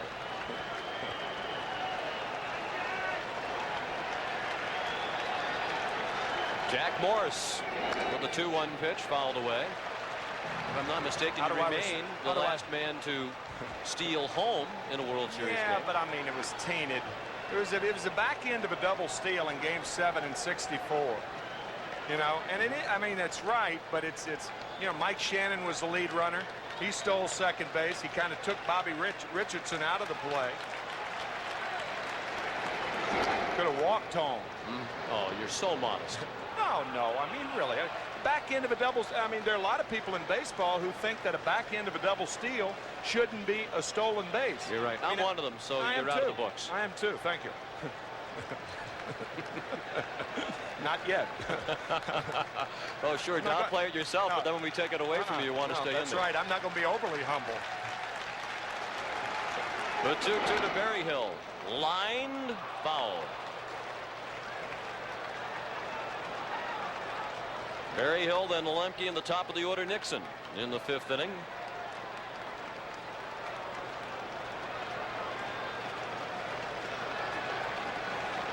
Berryhill in the series has spanned a total of 8 times. Yeah, that's the first 4 games. Excuse me, Sean. That's the thing about the Braves. The guy who was in the biggest slump, Damon Berryhill, won the only game the Braves have won. A 3-run homer in Game 1 to win it 3-1. That was off Morris, and it remains Berryhill's only hit in this series. Now he strikes out again. 1 out in the 5th. Here's Jim Cott. Guys, pitchers sit on the bench between innings and they pay attention to the rhythm of the game. And in this case, Jack Morris knows that if he can get the Braves out 1-2-3 in this inning with the stressful innings that John Smoltz has had, it gives the Toronto lineup a big advantage.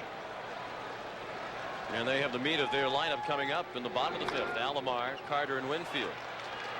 Alomar throws Lemke out. 2 down in the 5th.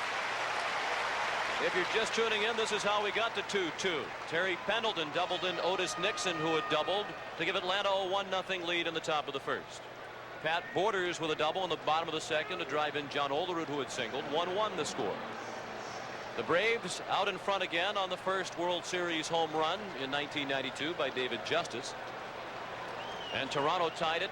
Again, it was Borders with a single to knock in Olerud, who had singled. So it's 2-2 with 2 outs in the top of the 5th. Otis Nixon 1 for 2. Foul ball, and just barely. Almost identical to the double that Otis Nixon slapped down the left field line his first time up on the first pitch of this ball game. Bobby Cox is saying, how could that possibly be foul? All it has to do is go over the bag. It can go over the bag and land foul and still be a fair ball. This ball actually hits about 8 feet in front of the bag, right on the line. But it's slicing toward left field. So if it hits on the line, actually about 4 feet in front of the bag. So if it's slicing, it would make sense that it's a good call. There's no way to keep a ball from slicing if you hit it that hard down the left field line as a left-handed batter.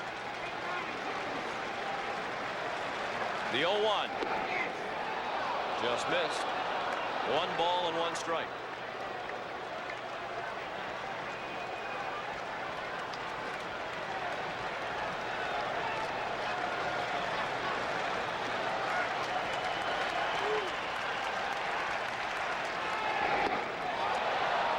Unlike game 1 of the World Series, in which Morris walked 5, Jack has had excellent control tonight. He has not thrown a walk. Remember the palm ball? Well, that was it. A little floater, 64 miles an hour, 9 miles over the speed limit. But not in Canada. No. That's a base hit. Otis Nixon, 2 for 3 tonight.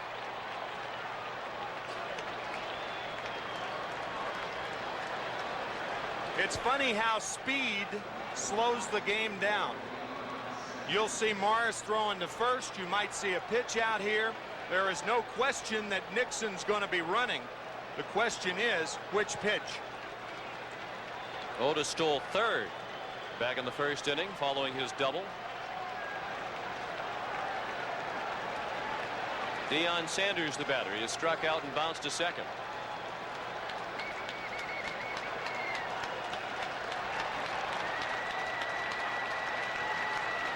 Pat Borders has also thrown out a runner tonight. He nailed Blauser trying to steal. That ended the 4th inning, but Toronto has given up 28 stolen bases in this postseason. That's a record. They've only thrown out 4 would-be base stealers. Nixon off, and the pitch gets away from Borders.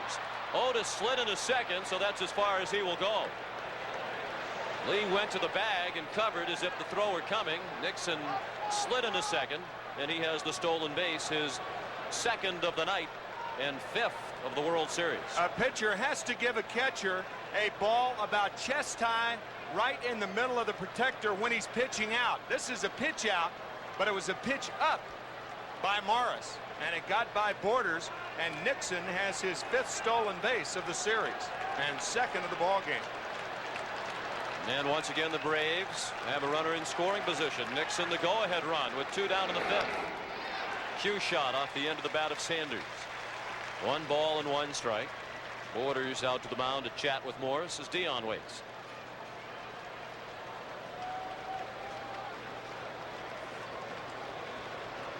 The Braves now with 13 stolen bases in this World Series. The record 18 shared by the Cubs of 07 and the Pirates of 09. And that's the most in a World Series in 80+ years. The 13 posted in this one by Atlanta. This is only game 5. Sanders to center, a hit. Charged by White. Nixon to the plate. White's throw is cut off. Olerud dropped the ball as he thought about throwing in behind Sanders. Nixon scores again. The stolen base, a big one. And the Braves reclaim the lead for the 3rd time tonight, 3-2. Morris finally gave in to Deion Sanders with a fastball, and Sanders spanks it up the middle. Nixon scoring easily. I think Devon White just wants to hit the cutoff man here, knowing full well there's no way to get Nixon. And that way Olerud can cut it off and try to throw behind Sanders at first, but he dropped the ball. And what a story Deion Sanders is in this World Series. He's now 5 for 10 with his RBI single. 1 for 3 tonight. Galen Cisco, the pitching coach at the mound, as Pat Corrales, the Atlanta first base coach, talks with Sanders. See, this is what speed on the bases does. You've got the middle infielders up there, Robbie Alomar, Manuel Lee, the catchers out there, the pitching coach, they're talking, and that's what speed does. It just absolutely confuses the defense. Otis Nixon has done it twice. David Wells, the left-hander, Todd Stottlemyre, the right-hander. And you can look for Sanders to be running somewhere in this sequence. And you think back to the point made by Jim Cott about the importance for Morris to hold the Braves at bay in this inning, because his teammates can sense that they are getting to John Smoltz, but he couldn't hold off the Braves. Terry Pendleton doubled a drive and a run in the first. He struck out in the third. Sanders is not running on the first pitch. That's a fair ball. Just like his double in the first inning. It's touched by a fan. And Sanders will be sent back to third. That is a tough break for the Braves, and I think Bobby Cox will argue about this. If in the judgment of the umpires, they think that Deion Sanders, with that tremendous speed, can score on the ball, then an umpire can award Sanders home plate and make it a run. You don't know what the ball's going to do. Is it going to hug the wall? Is it going to hit the wall and bounce out? And I think Bobby Cox has a good argument right here. Deion Sanders looking back to see if it was fair. It was fair, and it was touched by a fan. Now, what's this ball going to do? Is it going to kick out? Is it going to hug the wall? You don't know. Tim, if Deion Sanders doesn't score on this play, there isn't a man in baseball who scores on this play. That's right. And he's off with 2 outs because it's the crack of the bat. If they're not going to allow him to score, they could never send any runner around in this situation. Deion Sanders looking back unnecessarily. Why is he looking back twice? Let the umpire be the umpire. All you should do is take off for third and pick up the third base coach. But it becomes a moot point because the umpires decided that it was going to be a double anyway. But that is a break for Toronto. You know it's going to be a double. It can do only one thing for Toronto, and that's help them. So Cito Gaston with an assist from one of the 52,000 fans in attendance. They intentionally walked David Justice to load the bases with 2 outs. And to get to the right-handed hitting Lonnie Smith. Justice hit a mammoth home run his last time up. 3-2 Atlanta. Braves led 1-0, then it was 1-1. They led 2-1, then it was 2-2. Now it's 3-2. Deion Sanders at third. Terry Pendleton at second. David Justice at first with 2 outs. Morris will work from the windup. Smith is 0 for 2. One of the interesting things about the Sanders looking twice at the ball, if he runs hard to third base, that could change the umpire's decision as to whether he could score or not. But he conceded that he was going to third, and when the fan touched the ball, the umpire saw where Sanders was and said he couldn't score. So the umpires were right, but Deion was wrong right there by looking twice. A ball and a strike on Smith. He has twice flied to right.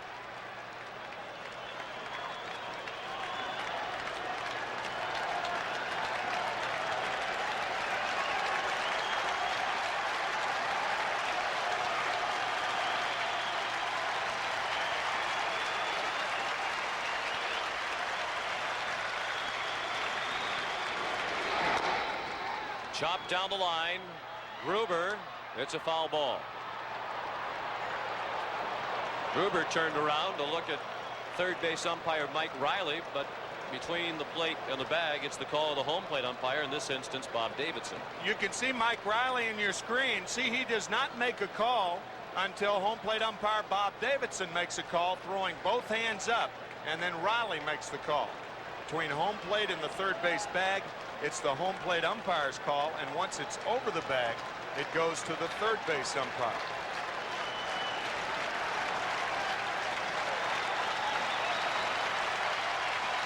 Saw a moment ago that Lonnie Smith is nearly a 300 lifetime hitter with the bases loaded. That includes 3 grand slams. Atlanta 3, Toronto 2. In the 5th inning of Game 5 of the 1992 World Series. The Blue Jays lead the series 3 games to 1. The 1-2 pitch.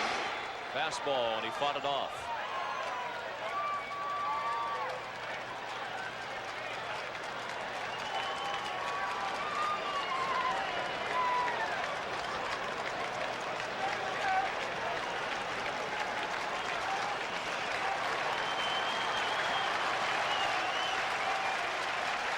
And the pitches starting to add up for Jack Morris. This will be number 81. 24th of this inning.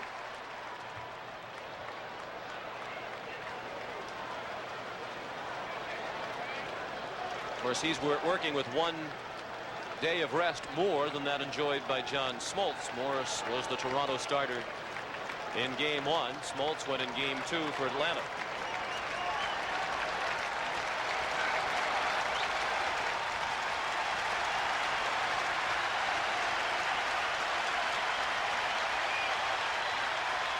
Another 1-2 pitch. High in the air and well hit to right field. Carter to the wall. Grand slam, Lonnie Smith.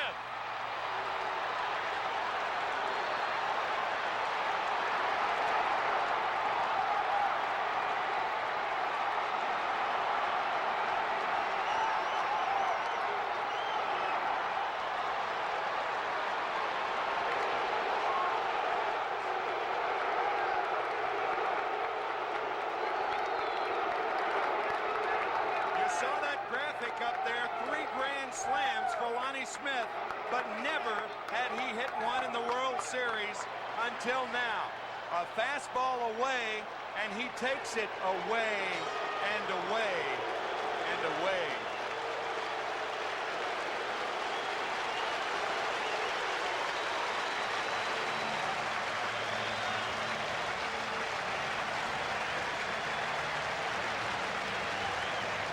To Atlanta. We're back in just a moment.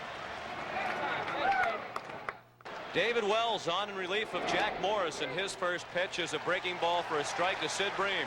Well, undoubtedly a lot of folks in Georgia were doing what Marvin Freeman and Javier Lopez were doing when that ball cleared the fence. Oh, what a great shot. Oh, man. A lot of people around Canada were doing what Joe Carter did.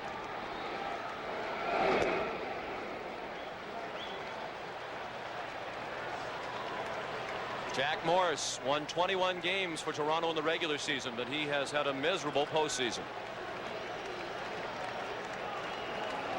Bream, the 8th batter of the inning, up with 2 outs and the bases now empty. This is the first lead of more than 2 runs for either team in this World Series. And all the damage came after Morris retired the first 2 hitters in this inning.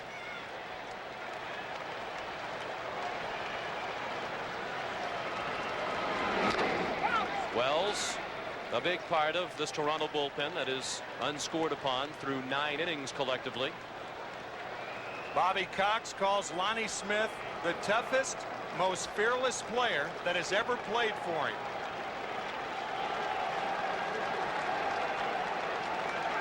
Reinforcing his stretch drive nickname as well. Yeah. The 1-2. Lee out. Maldonado in. The left fielder takes it. That ends the inning. 5 runs in the 5th for the Braves, highlighted by the grand slam by Lonnie Smith. Halfway through Game 5, it's a 5-run Atlanta lead.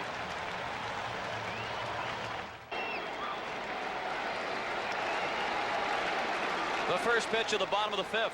A fastball for ball 1 to Roberto Alomar. He has bounced to short and walked. Blue Jays batting, facing a 5-run deficit. They're down 7-2. 5 runs in the 5th for Atlanta. 4 of them on the grand slam by Lonnie Smith. It's the first grand slam in World Series play since 1988 when Oakland's Jose Canseco hit one off the Dodgers' Tim Belcher in game 1. 2 balls and 2 strikes on Roberto Alomar. Joe Carter and Dave Winfield to follow.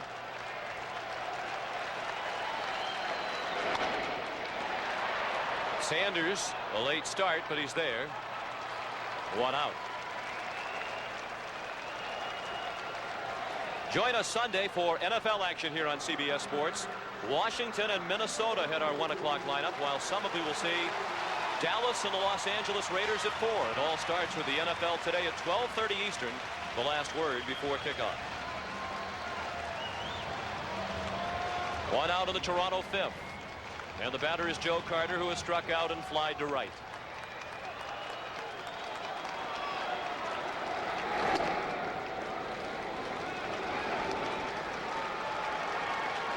Jack Morris in 4 starts in this 1992 postseason with an earned run average now of 7.43. He has pitched 23 innings in the postseason this year and has allowed 19 runs, all earned, 7 of those tonight. 6 home runs in 23 innings allowed by Morris in the playoffs and World Series this year. And if the Braves do win, the guy sitting to the right of Jack Morris will be the starter on Saturday night against Steve Avery of the Braves. There he is, David Cohn. Carter with a high fly ball in shallow left center. Sanders and Nixon come together, and Sanders made the catch. And he points to himself as if to say to Otis Nixon, hey, that's my ball.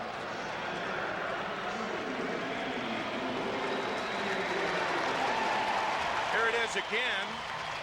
Otis Nixon with so much range, he is almost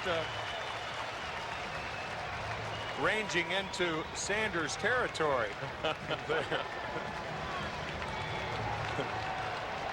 But he was not at home on the Sanders range. No, he wasn't. He seemed a bit upset about it. Dave Winfield bounces one through the middle. He's 1 for 3 tonight. Toronto has its 5th hit and a 2-out base runner in the 5th inning. I think one of the things that is probably going through Bobby Cox's mind right now is if you take John Smoltz out after 5 or 6 innings, then he could be the backup pitcher in Game 7 if it goes that far. But if you take Smoltz out, do you leave it up to a bullpen that has in a lot of ways been unsuccessful, especially in the series? I think Jim Leland said in a similar situation in the playoffs with Tim Wakefield that you have to win this game and you have to give yourself your best chance to win this game, and at the moment that means keeping John Smoltz in. But it is a thought to ponder, especially with quality rested pitchers in the bullpen like Charlie Lee Brand and Pete Smith. And a guy like John Smoltz struggling as he has for the last several innings, throwing an awful lot of pitches. I wouldn't look for him to go too much past the 6th inning. Smoltz has not been able to solve Olerud tonight. Olerud has singled twice and scored twice. The next pitch will be the 95th thrown by Smoltz. This game is only in the bottom of the 5th inning. 2 balls and 2 strikes.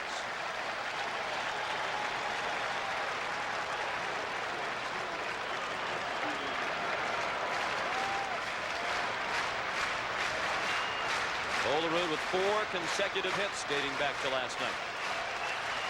World Series record, Billy Hatcher had 7 straight in 1990. And Thurman Munson with 6 straight in 76, and then his first at bat in 77.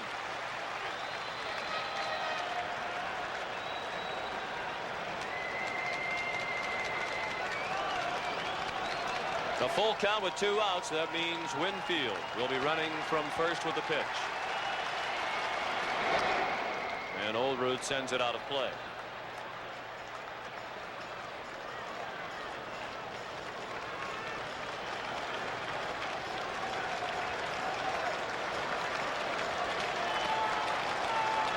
Atlanta 7, Toronto 2 in the bottom of the 5th inning in Game 5. Winfield off again, Olerud to left field. And Sanders will have all 3 putouts in this inning. We'll return to the Sky Dome after this word from your local station.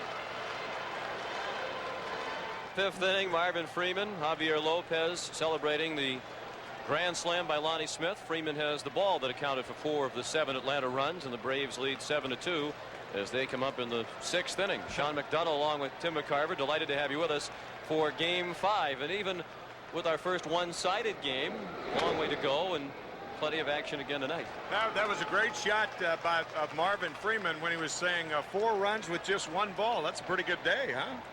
Bargain day. Later we saw Marvin stick the ball in his jacket pocket and wrap his arms around his body as if to say, I have this ball and no one is going to take it away from me. Unless it's Lonnie Smith. That grand slam, the 16th in World Series history. Only the 3rd by a National League player. The last National League Grand Slam in World Series play back in 1964 by Ken Boyer of St. Louis. You remember that well, I'm sure. I surely do. He hit it off Al Downing, an 0-2 pitch that wrapped around the foul pole at Yankee Stadium. And the Cardinals won that game 4-3. The Yankees had scored 3 runs in the top of the 1st inning. Blauser out on the pop-up and foul ground to John Olerud, 1 down in the 6th. And you know who played a big part in that game, the game in which Boyer hit the grand slam home run? 2 relievers.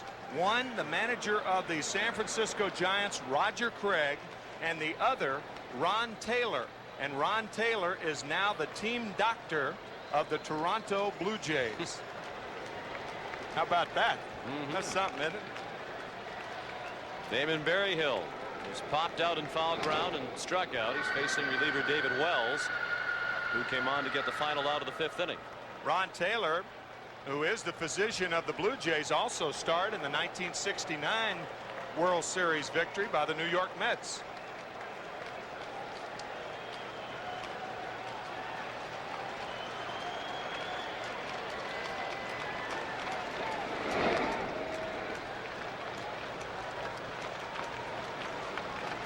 A ball and a strike on Damon Berryhill.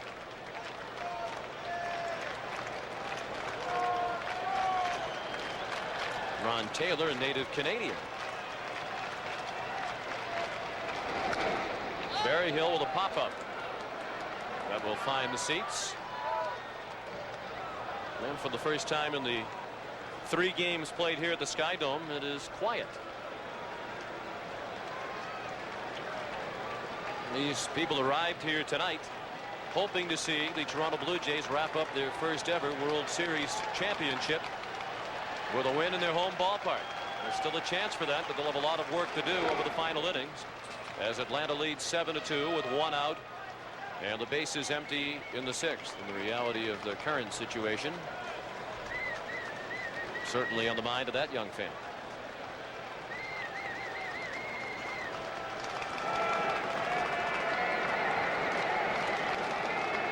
David Cohn charting the game in case it goes to Game 6. He hopes he doesn't have to use it. Broken bat. Lee couldn't get it. Berryhill has just his 2nd hit of the World Series. His 1st since the home run off Morris in the 6th inning of Game 1. He hits it off the end of the bat. It's his 1st hit as a right-handed batter. And just out of the reach of Manuel Lee.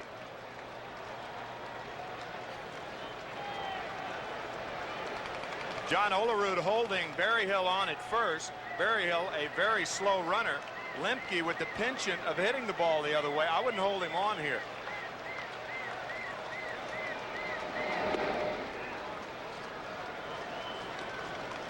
Lemke went to the right side of the infield his last time up and bounced to second, but in that at bat he was batting from the other side of the plate against Jack Morris. That ground out by Lemke, the last out recorded by Jack Morris. The next 5 Braves all reached and all 5 of them scored. Routine fly to shallow center.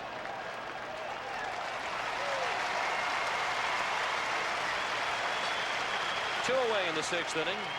And friends, we remind you that this copyrighted telecast is presented by authority of Major League Baseball and may not be reproduced or retransmitted in any form without the express written consent of Major League Baseball.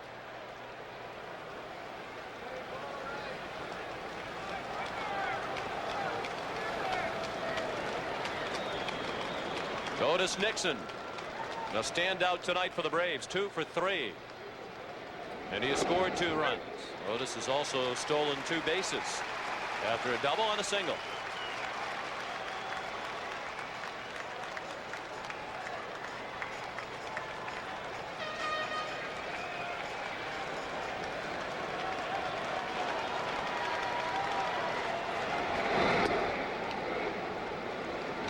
One ball and 1 strike. Nixon batting for the first time tonight from the right side of the plate.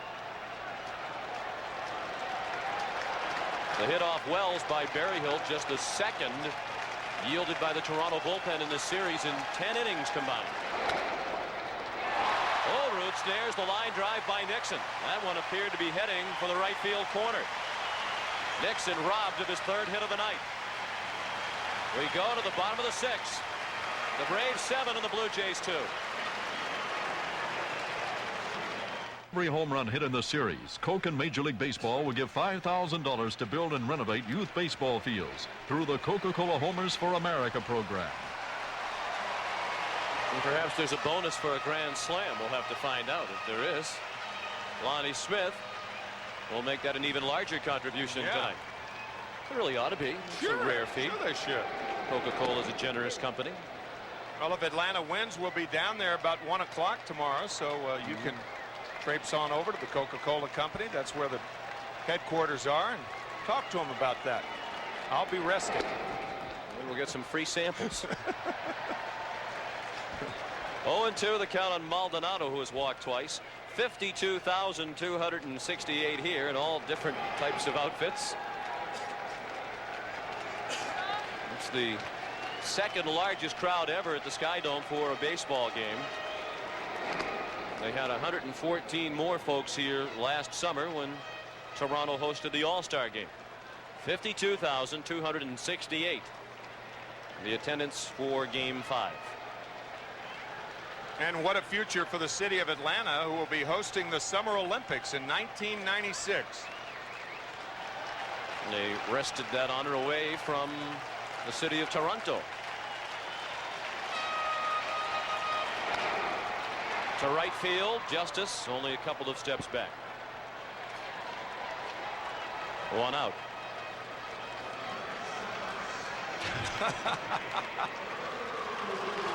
We've seen Coneheads, but we don't know what we'd call him.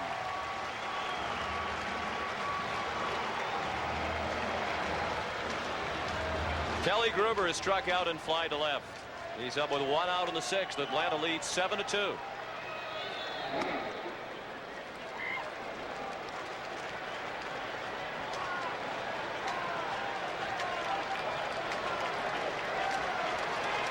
Gruber at the plate, Borders on deck. Excellent pitch by Smoltz outside part of the plate at the knees.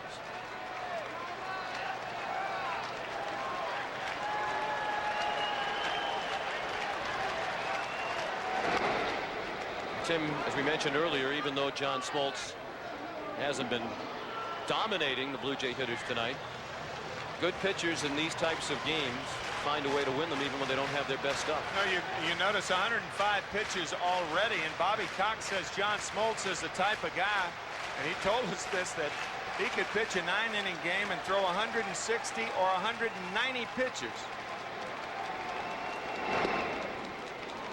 Although I don't think Bobby Cox would want him to. No, but he was talking about how strong he is, and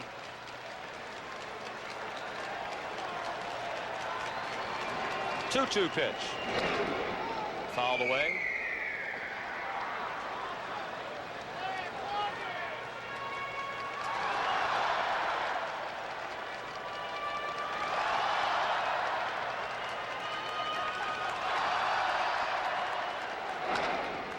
Well hit to center. Nixon on the run. Nixon on the warning track makes the catch. Makes it look easy, doesn't he? Both he and Devon White, you just have to marvel at both center fielders. White with that spectacular catch the other night. Both play very shallow. Both go back on balls extremely well. A lot of center fielders would make a difficult play out of that ball hit by Kelly Gruber, but what a great jump by Nixon. And Pat Borders will be retired for the first time tonight. Blauser throws him out. Smoltz works a 1-2-3-6. And we go to the 7th with the Braves leading 7-2. Baseball team in Midland, Texas from 1985 has provided this World Series with 2 players. Mike Stanton, the Braves reliever, a member of that Midland High team, as was Mike Timlin, a right-hander for the Toronto Blue Jays, who was on to make his first ever World Series appearance. 2 games in the American League Championship Series. And David Wells working 1 1/3 innings of scoreless ball. Mike Timlin's first appearance, and what a thrill it must be for him. Heavy sinker baller. And he's a hard thrower, although he has been bothered by arm trouble. Greeted by Deion Sanders in the top of the 7th, with Atlanta leading 7-2. The Braves needing a win to keep this World Series alive and force a Game 6 back in Atlanta on Saturday. Sanders drove in the first run of the 5-run 5th with a single to center field. He's now 5 for 10 in the World Series. He scored on the grand slam by Lonnie Smith that broke the ball game wide open.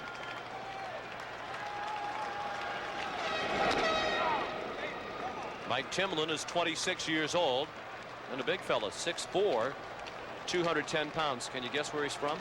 Midland, Texas. Can't slip anything by you.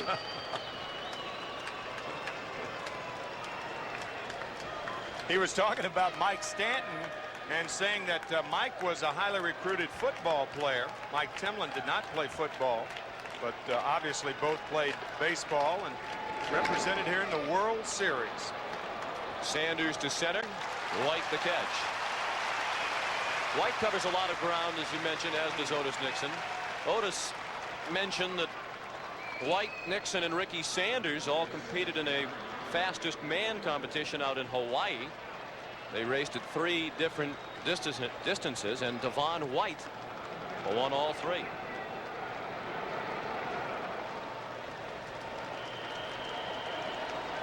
Well, Nixon took kind of a shot at White in the paper, I thought, this morning when he said it doesn't seem to help him steal bases very well.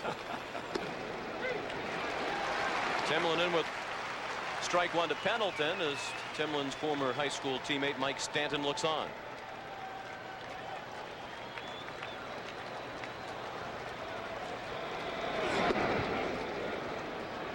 The ball and a strike on Pendleton. He is starting to produce for the Atlanta Braves. 2 for 3 tonight, 2 doubles, an RBI, and a run scored.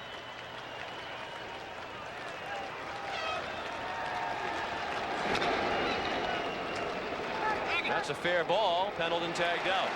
Terry didn't bother to run, hoping that home plate umpire Bob Davidson would think the ball got a piece of Pendleton and therefore was a foul ball, but Davidson wasn't going for it. I think that's exactly what he was thinking. This ball looks like it hit about 6 inches fair. It stays fair, and Terry figures that, well, if I don't try to run, maybe he'll think it hit my foot. Fish ain't biting.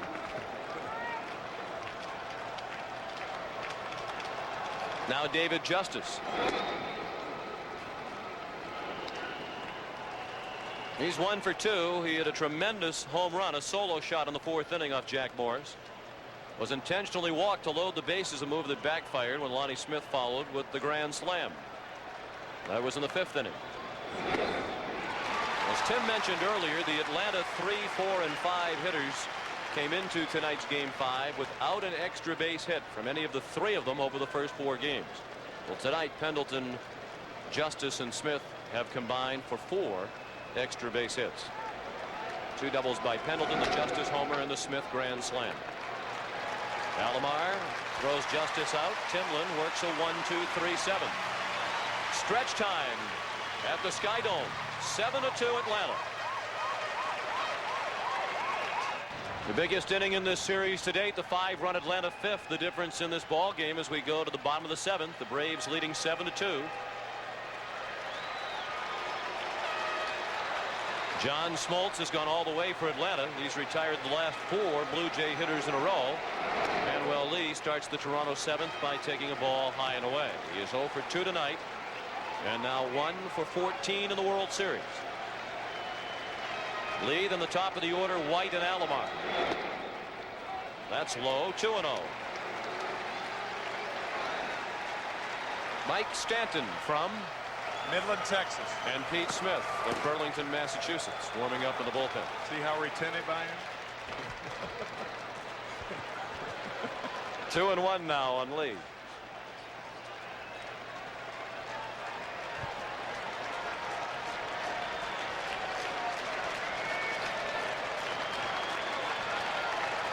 Smoltz worked a 1-2-3 6th inning. It's just his second 1-2-3 inning of the 8th, and the other one was way back in the 1st.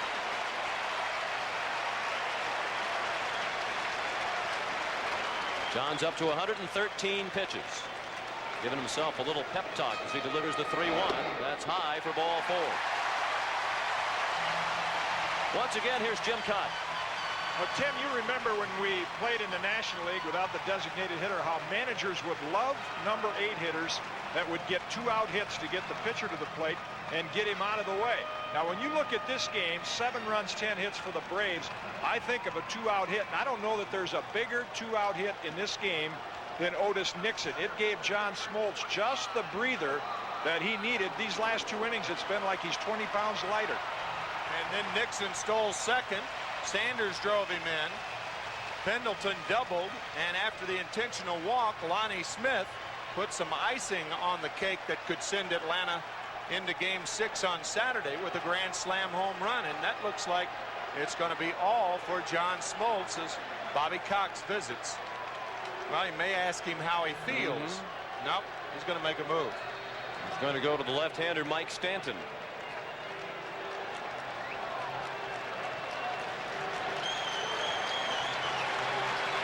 Another terrific outing in the postseason for John Smoltz. He heads off with his team ahead 7-2. John Smoltz trying to boost his postseason record to 5-0 if the Braves can hang on and win this one. So now we have 2 pitchers from the 1985 Midland, Texas high school baseball team in this game at the same time. Timlin, the active pitcher of the moment for Toronto, and Mike Stanton has come on for Atlanta. Stanton has just been brilliant in his 2 World Series. With runners in scoring position, he has retired 17 consecutive batters over a 2-year period, and that is a record. And that has left us wondering occasionally in this series why he hasn't been the man in there in some of the key spots for the Atlanta bullpen. Should say that's a record for a relief pitcher. The all-time record held by Allie Reynolds. 22 guys retired with runners in scoring position over a 2-year period in the early 50s. Blue Jay fans trying to help their team back into the ball game. They're down by 5 and have the lead man on in the 7th inning. Devon White at the plate, 0 for 3 tonight.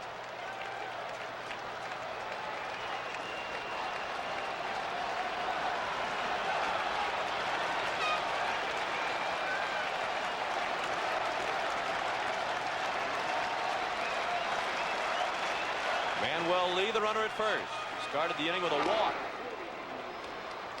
Jim? Yeah, I think Bobby Cox got just what he wanted out of John Smoltz. He could not draw this game up any better. Now he goes to Mike Stanton. Tim talked about his impressive World Series performance. The one drawback with Stanton has been his control, but now with a 5-run lead, you're a little more relaxed. Should be able to throw strikes, and I think Cox is saying if my bullpen can't hold this, we don't deserve it. The ball and 2 strikes on White. He'll be followed by Roberto Alomar. What makes Stanton so difficult, obviously, he throws a 95-mile-an-hour fastball, but it's also that high leg kick that makes a hitter commit too quickly.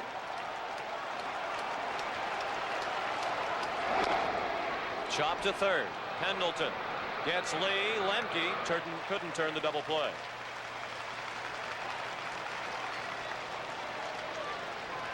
It's tough enough to pick up the ball without having to pick up the ball out of that high leg kick that Stanton has.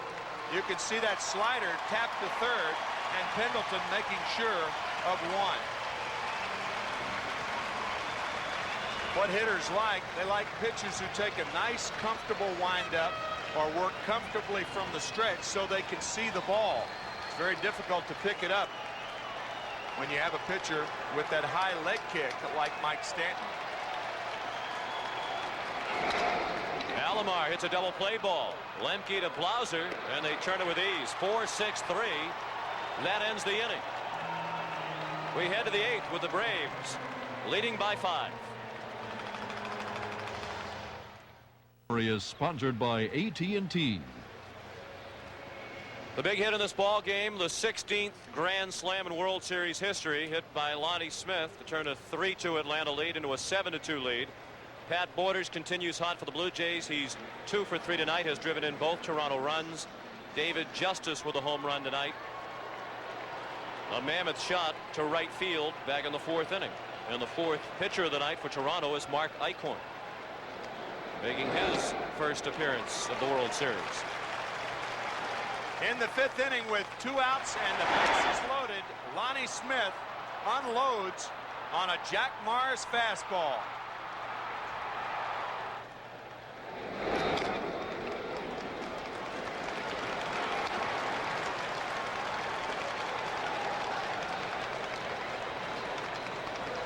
And that's where it landed.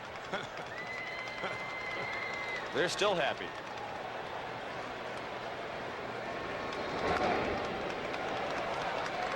Oh, 0-2 on Lonnie Smith. The Grand Slam is only hit tonight. He's 1 for 3. Sid Bream to follow, and then Jeff Blauser. Eichhorn has pitched for both the Blue Jays and the Atlanta Braves.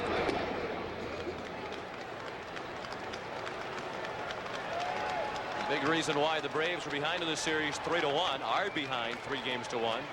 The lack of production from the heart of the order, but not tonight. 4 extra base hits from that trio. And they have driven in 6 of the 7 runs scored by Atlanta. Smith beginning the 8th with the Braves leading 7-2. Mike Timlin worked a 1-2-3 inning in the 7th, his only inning tonight. The Toronto bullpen is still unscored upon now in 11 1/3 innings. And over that time, they've allowed a combined total of only 2 hits.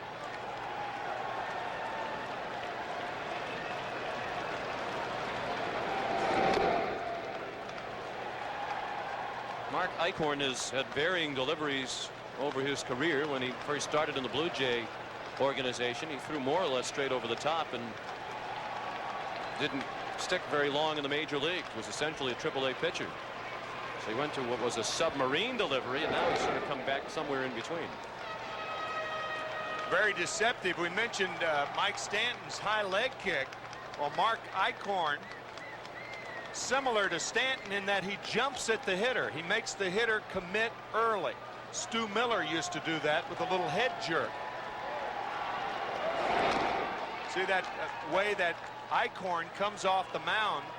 Anything that you can do to make a hitter commit too early is in favor of the pitcher, because the 2 elements of good hitting is to wait and to have quick hands.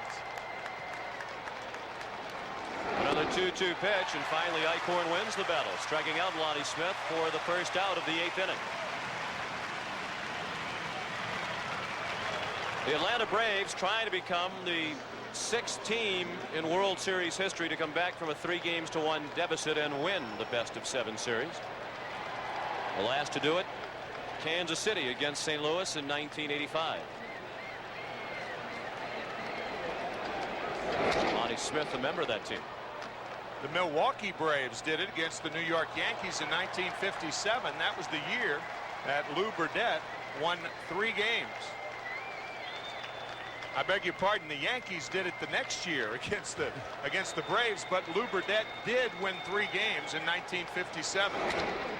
Bream, it's slicing away from White, but he's there with his speed to get it. Bream is 0 for 4 on 4 fly balls to the outfield. 2 down in the 8th, 7-2 Atlanta.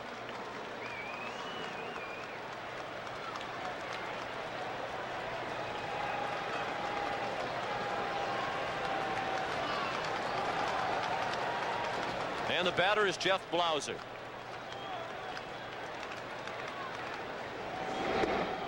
Eichhorn's first pitch, a strike. Blauser 1 for 3, a single in the 4th inning. It's just his 2nd hit of the World Series.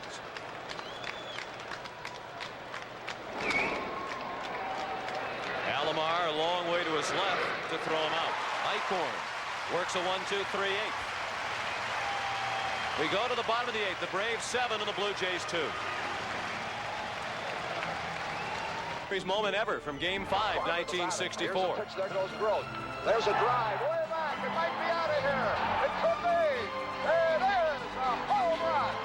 Tim McCarver being congratulated by everybody. A long drive into the lower section in right field. Give me a high five. Congratulated by everybody but you. I was only 2 years old then.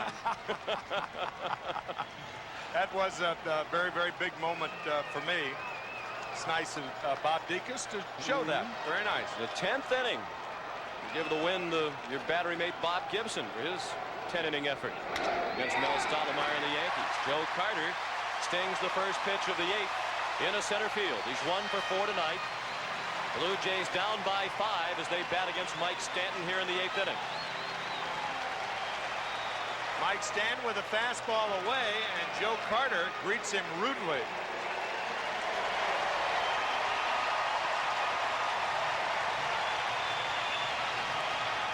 Braves looking for more defense with a 5-run lead. They've inserted Rafael Belliard at shortstop.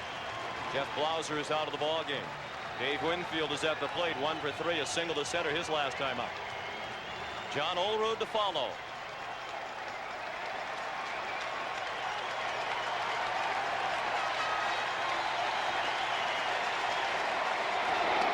Winfield takes a strike.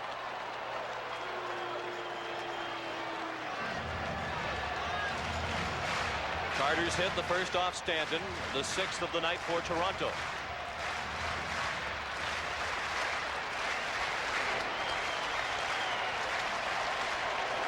Carter running with the pitch. It's a ball. Berryhill does not try the throw. They weren't holding Carter on, so he took advantage of it. Why not? If they give it to you, take it. And that's what Joe Carter did. Joe probably thinking you score a run of 2 here, and you narrow the margin to 2 or 3 runs, 3 or 4 runs. Makes it a lot easier in the 9th. Against an Atlanta bullpen that has not always been solid. Mark Wohlers, the right-hander, warming up.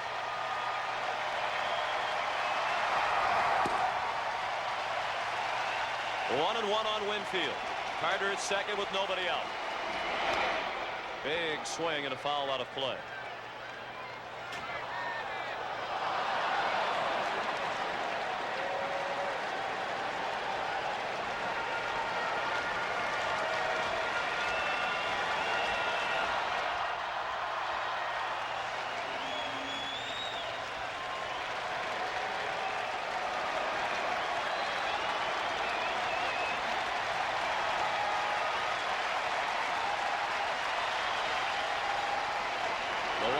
Pitch.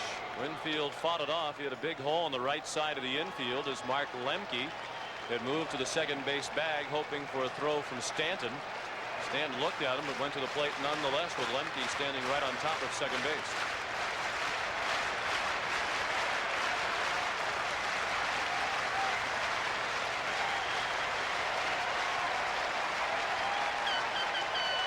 Another 1-2 pitch. High and away. Stanton is 25 years old. And he has not given up a hit with a runner in scoring position in his postseason career. Ed Sprague has moved into the on-deck circle to hit for John Olerud. Now the 2-2. He struck him out. With the pitch high and away, Winfield couldn't lay off it. That's the first out of the 8th inning and the first strikeout tonight for Mike Stanton. Ball clearly out of the strike zone.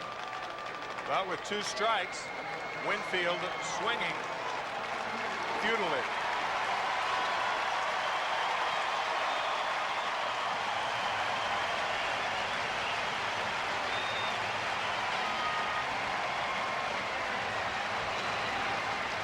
So now Stanton will deal with the hero of Game 2, Ed Sprague. His pinch hit 2-run homer in the top of the 9th off Jeff Reardon gave Toronto a 5-4 win, the first Toronto win in this series.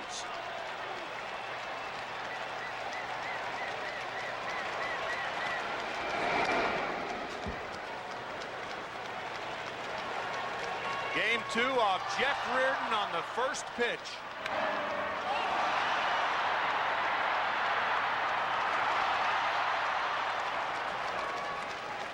Sprague, the 22nd player in World Series history to hit a home run in his first plate appearance.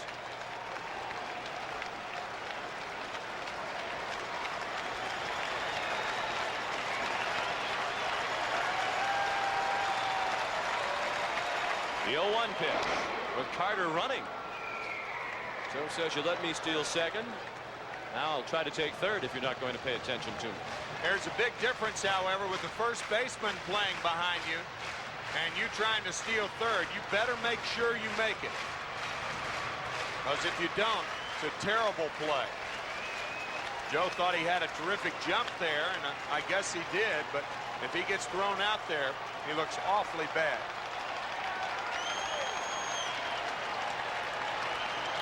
Now the 0-2. 1 ball and 2 strikes.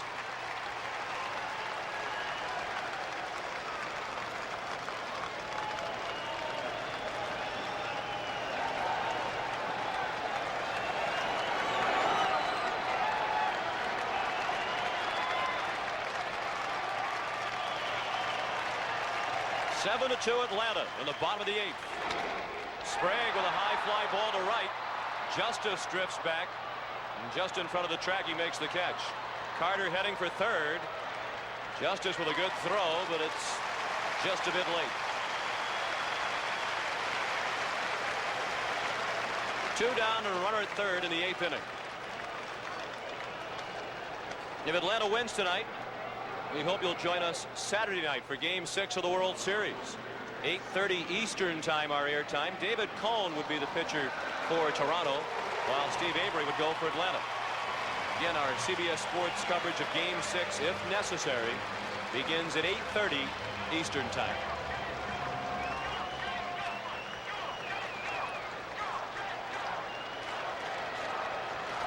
Candy Maldonado has walked twice and flied to right.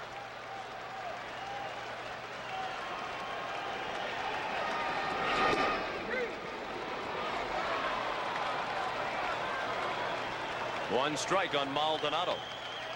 Like Dave Winfield, the Toronto Blue Jays have to offer Candy Maldonado salary arbitration within 2 days after the end of the World Series, where he becomes a free agent. Very late on the fastball was Maldonado. It's 0-2. That'll be a tough decision for Toronto. They have a bunch of free agents. Their payroll already very high.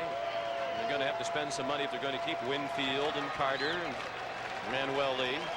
You spend big money to keep Maldonado around when you have Derek Bell waiting to find a place to play. You also have Jimmy Key and David Cohn to consider. Tom Henke, another Blue Jay free agent in the offseason. Jimmy Key said that's what made last night's performance that much more special for him. He realized as he was coming off the mound to that Thunder standing ovation that might well have been his last performance in a Toronto uniform. Been a member of the Blue Jays since 1984. Last night was certainly his proudest moment. Chopped off the plate. Pendleton looked like he had trouble finding it. Perhaps he lost it in the lights that are low here at Sky Dome. The Blue Jays threaten but do not score, and as we go to the ninth, Atlanta continues to enjoy a 5-run lead. Still a 5-run lead for the Atlanta Braves as we go to the ninth inning in Game 5 of the 1992 World Series. A couple of changes for Toronto. Ed Sprague remains in the ball game. He's the first baseman, having hit for John Olerud in the bottom of the 8th. And the new pitcher for the Blue Jays, the 5th Toronto hurler of the night, is Todd Stottlemyre. The Toronto Blue Jays bullpen has just been almost perfect. They have worked 12 1/3 innings in this World Series. They've given up no runs and 2 hits in 12 1/3 innings. And Stottlemyre has been a part of that. And not many remain in the bullpen. Tom Henke and Dwayne Ward, the 2 big guns out of that bullpen. Not needed at the moment with their team down by 5. Ward with 2 wins in this series and Henke with 2 saves. Stottlemyre greeted by Damon Berryhill, who's 1 for 3, a single to center in the 6th inning.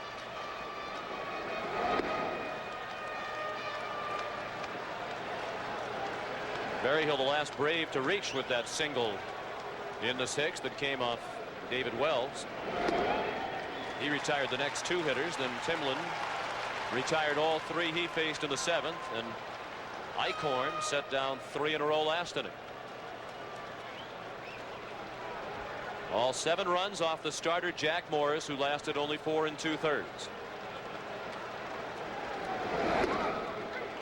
A ball and 2 strikes as Stottlemyre works to Berryhill, Lemke on deck, and then Nixon is due.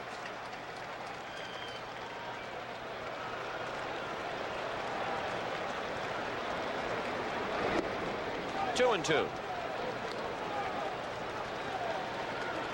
In the bottom of the 9th, the Blue Jays have the bottom 1/3 of their order due up.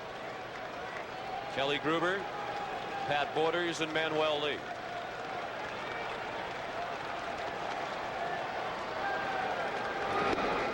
Struck him out. Berryhill has fanned twice tonight and now 10 times in 5 games in this series. Todd Stottlemyre, a very hard thrower. We mentioned his dad, Mel Stottlemyre, who pitched in the 1964 World Series for the Yankees. So Todd and Mel becoming the 2nd father and son pitching combination to work in the World Series. The others, Jim Bagby and his son, Jim Bagby Jr. Now, was your home run that we saw off Mel Stottlemyre? No, it's off Pete Mickelson. That's well struck and a base hit for Lemke. Lemke's 2 for 4 tonight.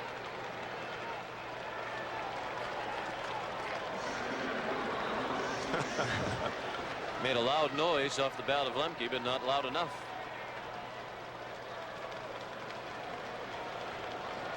Lemke at first with 1 down in the top of the 9th. The Braves lead 7-2. That was their 11th hit.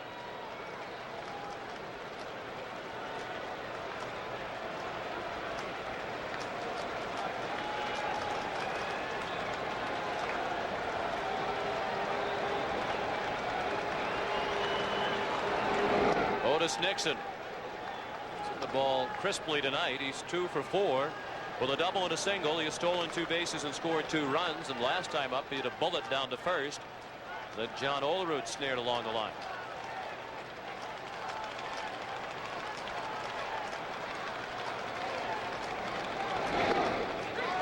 Stottlemyre took a little off that one and got it over. A ball and a strike on Nixon. Baseball has always amazed me about how frenetic it can be at times. That 5th inning when the Braves exploded for 5 runs with 2 outs.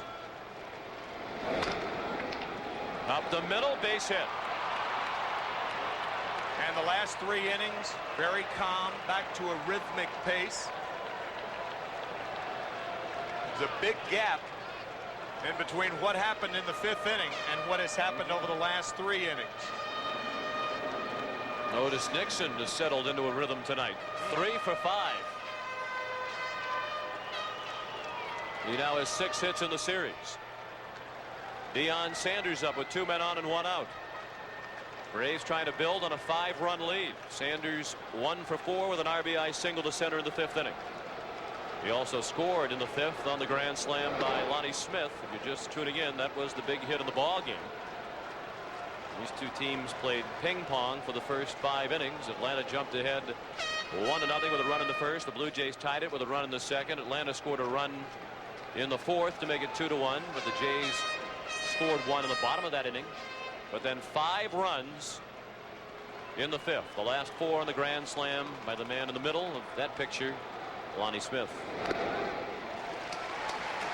Well, maybe the Atlanta Braves attribute it to the cast that was removed off the right leg of Greg Olson last Monday. When he had that cast on, Greg was saying that the players were rubbing the cast for good luck in Game 7 of the NLCS. And it worked. Greg is out of the cast. Now he's the regular catcher for the Atlanta Braves, and there's the cast. And what a cast the Atlanta Braves have had tonight playing for them on the field. The entire cast signed the cast. Looks like something out of a museum. Yeah, a cast museum. The House of Wax.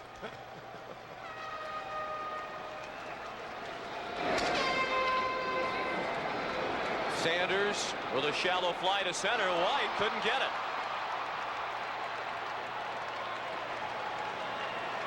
Looked like he kind of ambled in. Perhaps he was trying to decoy the runners.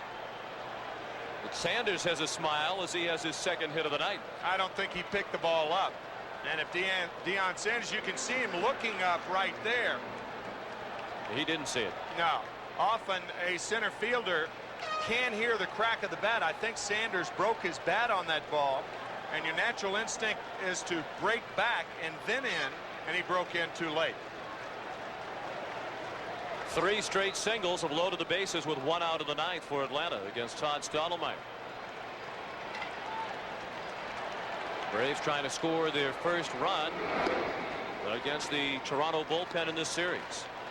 Terry Pendleton is 2 for 4 tonight with a couple of doubles, almost identical doubles, right along the right field line.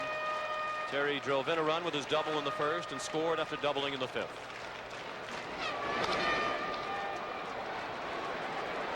Maldonado with Lemke tagging. Lemke will try it. Maldonado's throw to Borders on the fly, and Lemke is out. Great throw by Candy Maldonado all the way to the plate in the air, and Borders was waiting for Mark Lemke. This is the 3rd assist for Candy Maldonado in postseason play. Fine throw to nail Lemke. We head to the bottom of the 9th. The Braves still up by 5. Jays are to win their first World Championship on their home turf tonight. They'll need to match that 5 spot put on the board by Atlanta in the 5th inning. They need 5 to tie and 6 to win in the bottom of the 9th against Mike Stanton. Kelly Gruber leads off 1-0 the count. 2-0 the count. Here was that tag play to end the top of the 9th inning. Sometimes catchers have to make that slap tag with the ball in the glove. The catcher's not designed to make that play, but that was his only choice. Stanton throwing hard, perhaps too hard. You saw Berryhill gesturing to him to calm down a bit. 3-0 the count on Gruber. Borders on deck, and then Manuel Lee is scheduled. Strike over the inside part of the plate.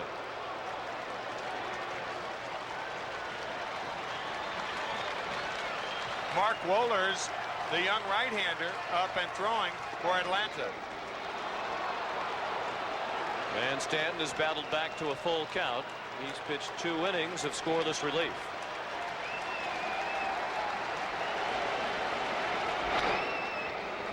Still 3-2.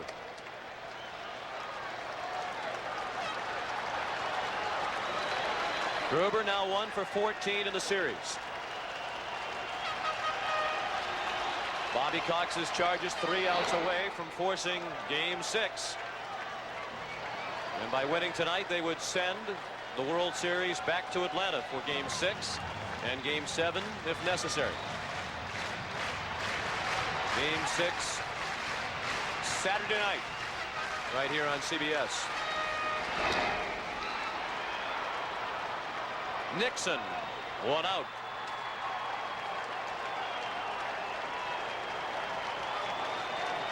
If these two teams do meet on Saturday, it'll be Steve Avery, the left-hander, who started Game 3 and went 7 1/3 innings and pitched well against David Cohn, the right-hander, who went 4 1/3 innings in Game 2 and pitched poorly.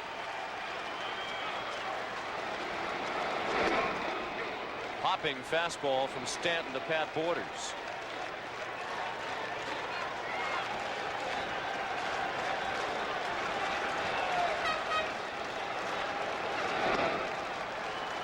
Both Cohn and Avery have been erratic. They're really capable of a dominating performance, and they're both capable of the kind of struggle that Cohn endured earlier in this World Series. Avery had an outing in the League Championship Series against Pittsburgh in which he lasted only 1/3 of an inning. But he was hit. That's the big difference between the two. David Cohn has had control problems this year, walking 111 during the regular season. And I think that is primarily the difference in the two pitchers. If the Toronto Blue Jays get to Avery, they're going to have to hit him. But there is a chance for David Cohn to be wild. And that was one of his problems in Game 2, his first appearance.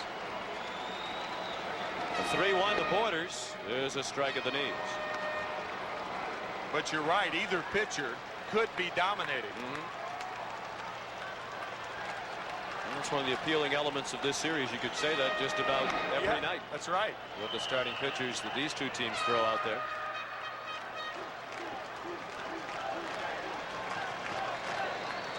There will have to be a lot of magic in that rally cap if the Blue Jays are going to pull this one up. Another 3-2. Chopped down to third. Long throw for Pendleton, again on the turf, handled by Bream for the second out. That's by design, and the reason that Terry Pendleton does this, the ball gets there quicker. It's that simple. A lower throw will get to the target quicker than a higher throw, and that's why Terry uses the artificial surface. That's for the second time up here, but obviously he can't make that same type play in Atlanta with natural grass. Stanton missed with the fastball to Manuel Lee, batting for himself with his team down by 5. He's 0 for 2 tonight with a walk. The Braves 1 out away from forcing Game 6 back at Atlanta Fulton County Stadium. The fans down there will have a chance to chop back at Kelly Gruber. And Roberto Alomar. 2 balls and a strike. Perhaps it is the lucky cast of Greg Olson that propelled Atlanta to this apparent victory tonight. 3 balls and a strike. If Lee can reach, Devon White would bat next. And Robbie Alomar would move into the on-deck circle.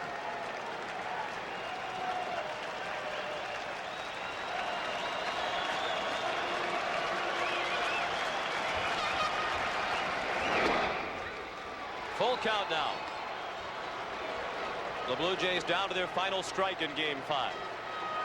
And if this score stands, John Smoltz would be the winning pitcher, and he'd be 5-0 in his career in postseason play. Only Lefty Gomez, among all pitchers in history, would have a better lifetime postseason record.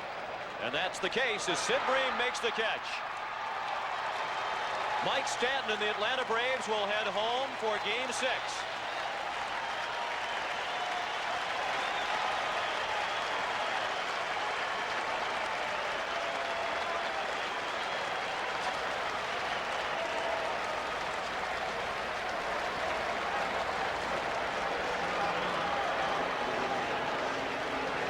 The Final score in Game 5, the Atlanta Braves 7 and the Toronto Blue Jays 2. We'll be back and join Pat O'Brien and Jim Cott after this.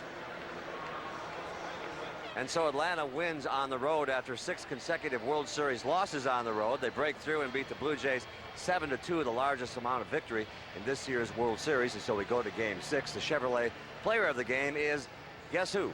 Lonnie Smith of the Atlanta Braves. Chevrolet will donate $1,000 in his behalf to the Special Olympics, and he is standing by right now with Jim Cott. There he is. Kitty. All right, Pat, the big blow in the game, Lonnie Smith's grand slam home run. Lonnie, when you left home plate, it's like I knew I got enough of that one. Well, I felt I hit it well enough to at least get it off the wall, and I saw Joe Carter go back and continue to go back, and I started screaming, "Get out of here!" And when I saw it finally clear the wall, I was really happy. You have had a chance now to face Jack Morris several times. What was it like in that at-bat? Any adjustments you're making against him? Not really. I know Jack can come at you with a good fastball, an excellent split finger, and even an occasional slider. I was just hoping to put the ball in play somewhere, and it appeared that he got a fastball up and out over the plate, and I just tried to go with it. This seems to be the postseason barnstorming tour for Lonnie Smith, the World Series. You're in every one, but now when you're on a ball club that's down 3-1 like you guys were coming into tonight, all the experience that you've had, what was it like in the clubhouse for the Braves in terms of the mood? Well, it was pretty much our everyday mood. We knew it was do or die night. We had a little meeting, and a couple of guys spoke, and we figured if we lose it, let's at least give them a game. But we felt that we were still capable of winning tonight and taking it back to Atlanta.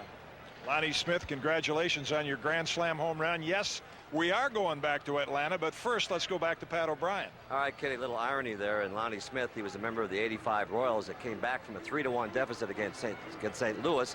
Only one of 5 teams to do that. The Royals beat the Jays in the LCS that year, so the irony there for Lonnie Smith. We'll be back in a moment from Skydome. Stay with us.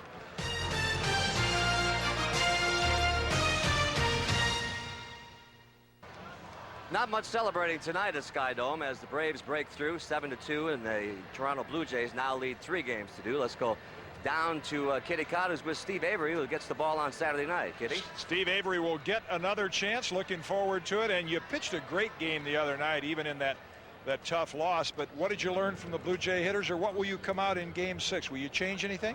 I'll try and go right at them again. I learned that they're an aggressive team and they're a good mistake hitting club. And like I said before that game, I knew that if I made too many mistakes, they're going to hit them. And I gave up the 2 home runs, but pretty much limited them to that. And most games, if I go out and pitch like that, I'm going to win. So hopefully I'll get the same results. 2 mistakes in an entire game, not too bad. He'll get another chance on Saturday night to try to even up this series. Let's go back to Pat O'Brien. All right, Kenny, thank you. Steve, thank you. Once again, the final score of Game 5, Atlanta 7, Toronto 2. But the Toronto Blue Jays still lead the series 3 games to 2 as we head south. Tomorrow is a travel day, and we'll have Game 6 for you on Saturday night at 8:30 Eastern time. So we hope you'll join us for that.